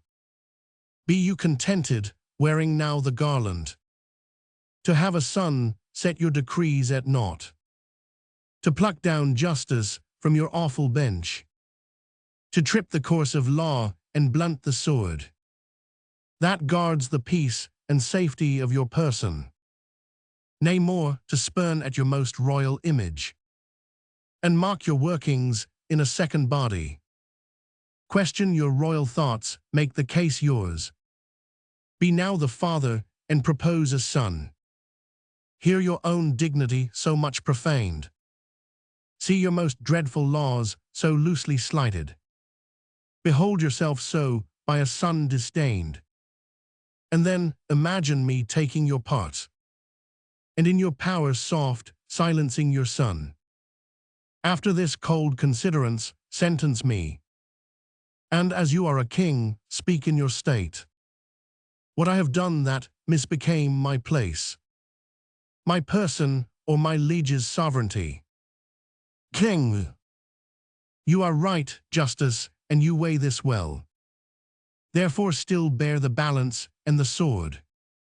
And I do wish your honors may increase, till you do live to see a son of mine offend you and obey you as I did. So shall I live to speak my father's words. Happy am I that have a man so bold, that dares do justice on my proper son, and not less happy having such a son, that would deliver up his greatness so. Into the hands of justice you did commit me, for which I do commit into your hand unstained sword that you have used to bear. With this remembrance that you use the same, with the like bold, just, and impartial spirit, as you have done gainst me, there is my hand. You shall be as a father to my youth. My voice shall sound as you do prompt mine ear. And I will stoop and humble my intents to your well-practiced, wise directions. And princes all, believe me, I beseech you, My father is gone wild into his grave. For in his tomb lie my affections, and with his spirit sadly I survive. To mark the expectation of the world, to frustrate prophecies, and to raise out rotten opinion who hath writ me down. After my seeming, the tide of blood in me hath proudly flowed in vanity till now. Now doth it turn and ebb back to the sea, where it shall mingle with the state of floods, and flow henceforth in formal majesty. Now call we our high court of parliament, and let us choose such limbs of noble counsel, that the great body of our state may go in equal rank with the best governed nation, that war or peace or both at once may be, as things acquainted and familiar to us, in which you, Father, shall have foremost hand. Our coronation done, we will acquit, as I before remembered, all our state, and, God consigning to my good intents, no prince nor peer shall have just cause to say, God shorten Harry's happy life one day. Scene 3, Gloucestershire, Shallow's orchard. Enter Falstaff, Shallow, Silence, Davy, Bardolph, and the page. Shallow. Nay, you shall see my orchard, where in an arbour we will eat a last year's pippin of mine own graffing, with a dish of caraways, and so forth. Come, cousin Silence, and then to bed. Falstaff. For God, you have here a goodly dwelling, and a rich. Shallow.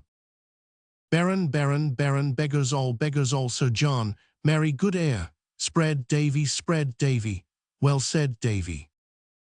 Falstaff. This Davy serves you for good uses, he is your serving man, and your husband. Shallow. A good varlet, a very good varlet, Sir John, by the mass, I have drunk too much sack at supper, a good varlet, now sit down, come, cousin.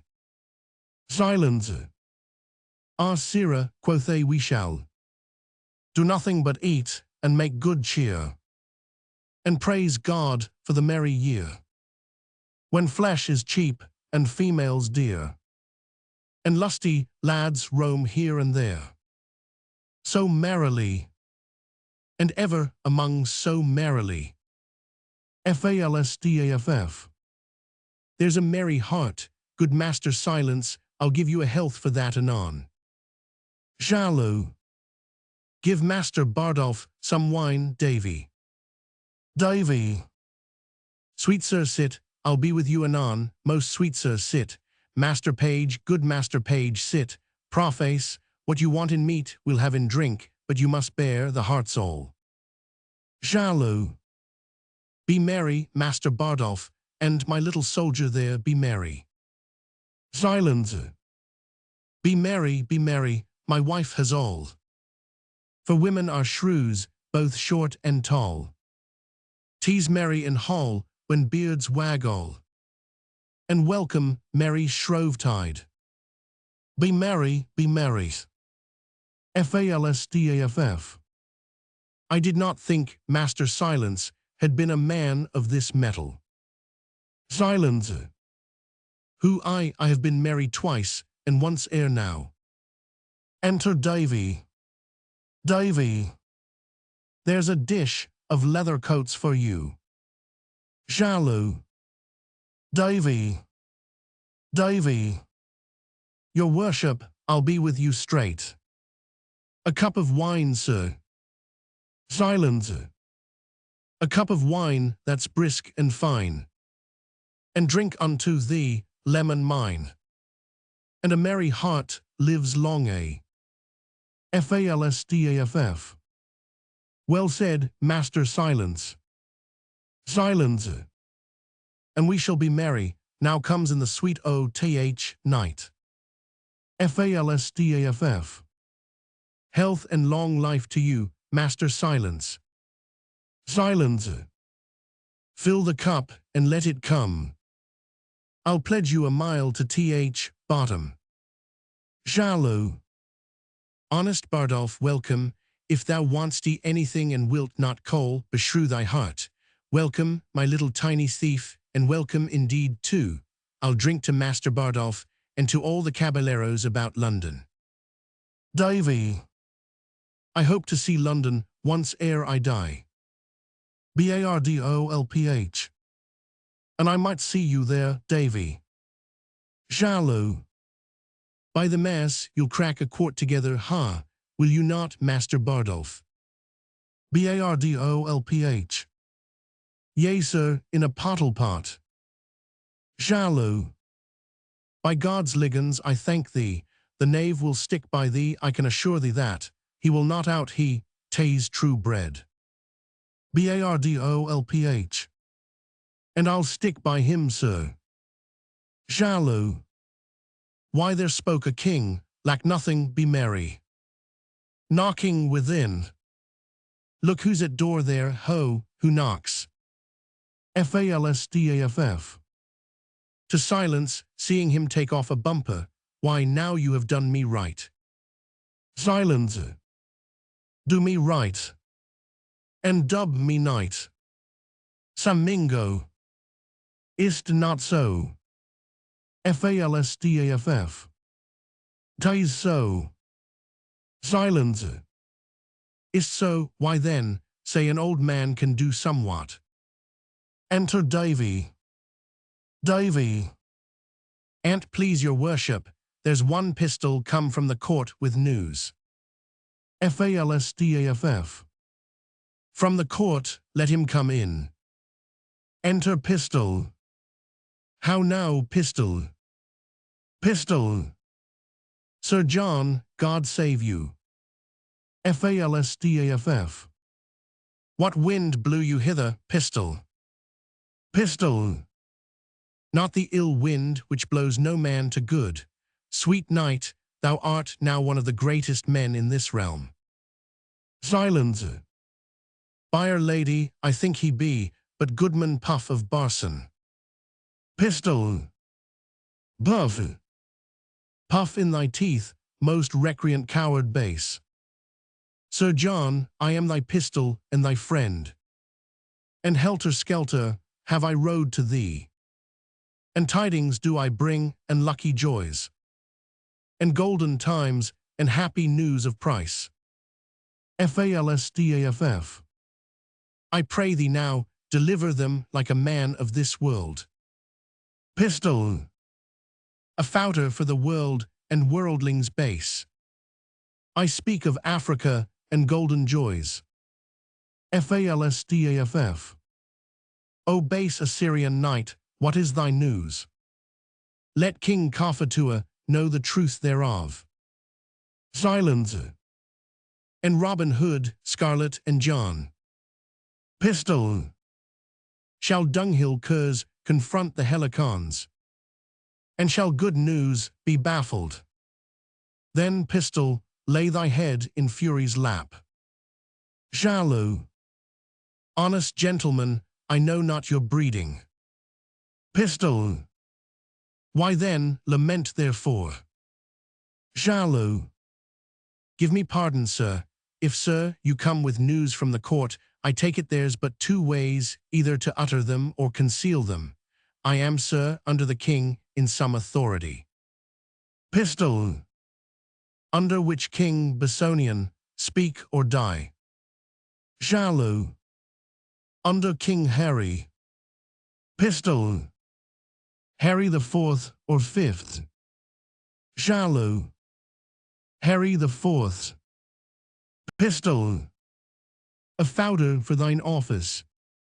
Sir John, thy tender lambkin now is king. Harry the Fifth's the man, I speak the truth.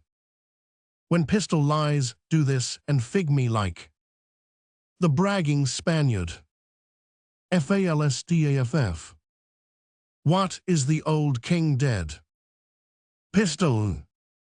As nail in door, the things I speak are just. Falstaff. Away, Bardolph, saddle my horse. Master Robert Shallow, choose what office thou wilt in the land, 'tis thine. Pistol, I will double charge thee with dignities. Bardolph. O joyful day! I would not take a knighthood for my fortune. Pistol. What, I do bring good news. Falstaff. Carry Master Silence to bed. Master Shallow, my Lord Shallow, be what thou wilt. I am fortune's steward. Get on thy boots, we'll ride all night. O sweet Pistol, away Bardolph. Come Pistol, utter more to me, and withal devise something to do thyself good. Boot, boot, Master Shallow, I know the young king is sick for me. Let us take any man's horses. The laws of England are at my commandment. Blessed are they that have been my friends, and woe to my Lord Chief Justice. Pistol. Let vultures vile seize on his lungs also. Where is the life that late I led, say they? Why, here it is, welcome these pleasant days.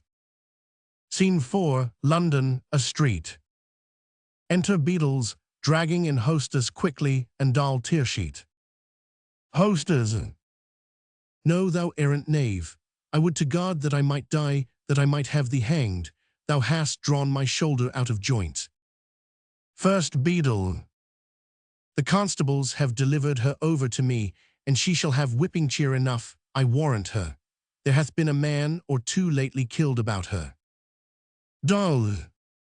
Not hook, you lie. Come on, I'll tell thee what, thou damned tripe-visaged rascal, and the child I now go with do miscarry. Thou wert better thou hadst struck thy mother, thou paper-faced villain. Hostess. O the Lord, that Sir John were come, he would make this a bloody day to somebody, but I pray God the fruit of her womb miscarry. First Beadle. If it do, you shall have a dozen of cushions again. You have but 11 now. Come, I charge you both go with me, for the man is dead that you and Pistol beat amongst you. Doll. I'll tell you what, you thin man in a censer, I will have you as soundly swinged for this, you blue-bottle rogue, you filthy famished correctioner. If you be not swinged, I'll forswear half-kirtles. First Beadle. Come, come, you she-knight-errant, come. Hostess. O God, that right should thus overcome might. Well, of sufferance comes ease. Doll. Come, you rogue, come, bring me to a justice. Hostess. I come, you starved bloodhound. Doll. Goodman death, goodman bones. Hostess. Thou atomy, thou. Doll. Come, you thin thing, come, you rascal. First Beadle. Very well. Scene 5, a public place near Westminster Abbey. Enter 2 grooms, strewing rushes. First Groom. More rushes, more rushes. Second Groom. The trumpets have sounded twice. First Groom. 'Twill be 2 o'clock ere they come from the coronation. Dispatch, dispatch. Trumpets sound, and the king and his train pass over the stage. Enter Falstaff, Shallow, Pistol, Bardolph, and Page. Falstaff. Stand here by me, Master Robert Shallow. I will make the king do you grace. I will leer upon him as he comes by, and do but mark the countenance that he will give me. Pistol. God bless thy lungs, good night. Falstaff. Come here, Pistol, stand behind me. Oh, if I had had time to have made new liveries, I would have bestowed the £1,000 I borrowed of you. But 'tis no matter, this poor show doth better. This doth infer the zeal I had to see him. Shallow. It doth so. Falstaff. It shows my earnestness of affection. Shallow. It doth so. Falstaff. My devotion. Shallow. It doth, it doth, it doth. Falstaff. As it were to ride day and night, and not to deliberate, not to remember, not to have patience to shift me. Shallow. It is best certain. Falstaff. But to stand stained with travel and sweating with desire to see him, thinking of nothing else, putting all affairs else in oblivion, as if there were nothing else to be done but to see him. Pistol. Tis semper idem, for obs hoc nihil est, tis all in every part. Shallow. Tis so, indeed. Pistol. My knight, I will inflame thy noble liver, and make thee rage. Thy dull and Helen of thy noble thoughts is in base durance and contagious prison, haled thither by most mechanical and dirty hand. Rouse up revenge from ebon den with fell Electo's snake. For Dal is in, pistol speaks naught but truth. Falstaff. I will deliver her. Shouts within, the trumpets sound. Pistol. There roared the sea, and trumpet clangor sounds. Enter the king and his train, the Lord Chief Justice among them.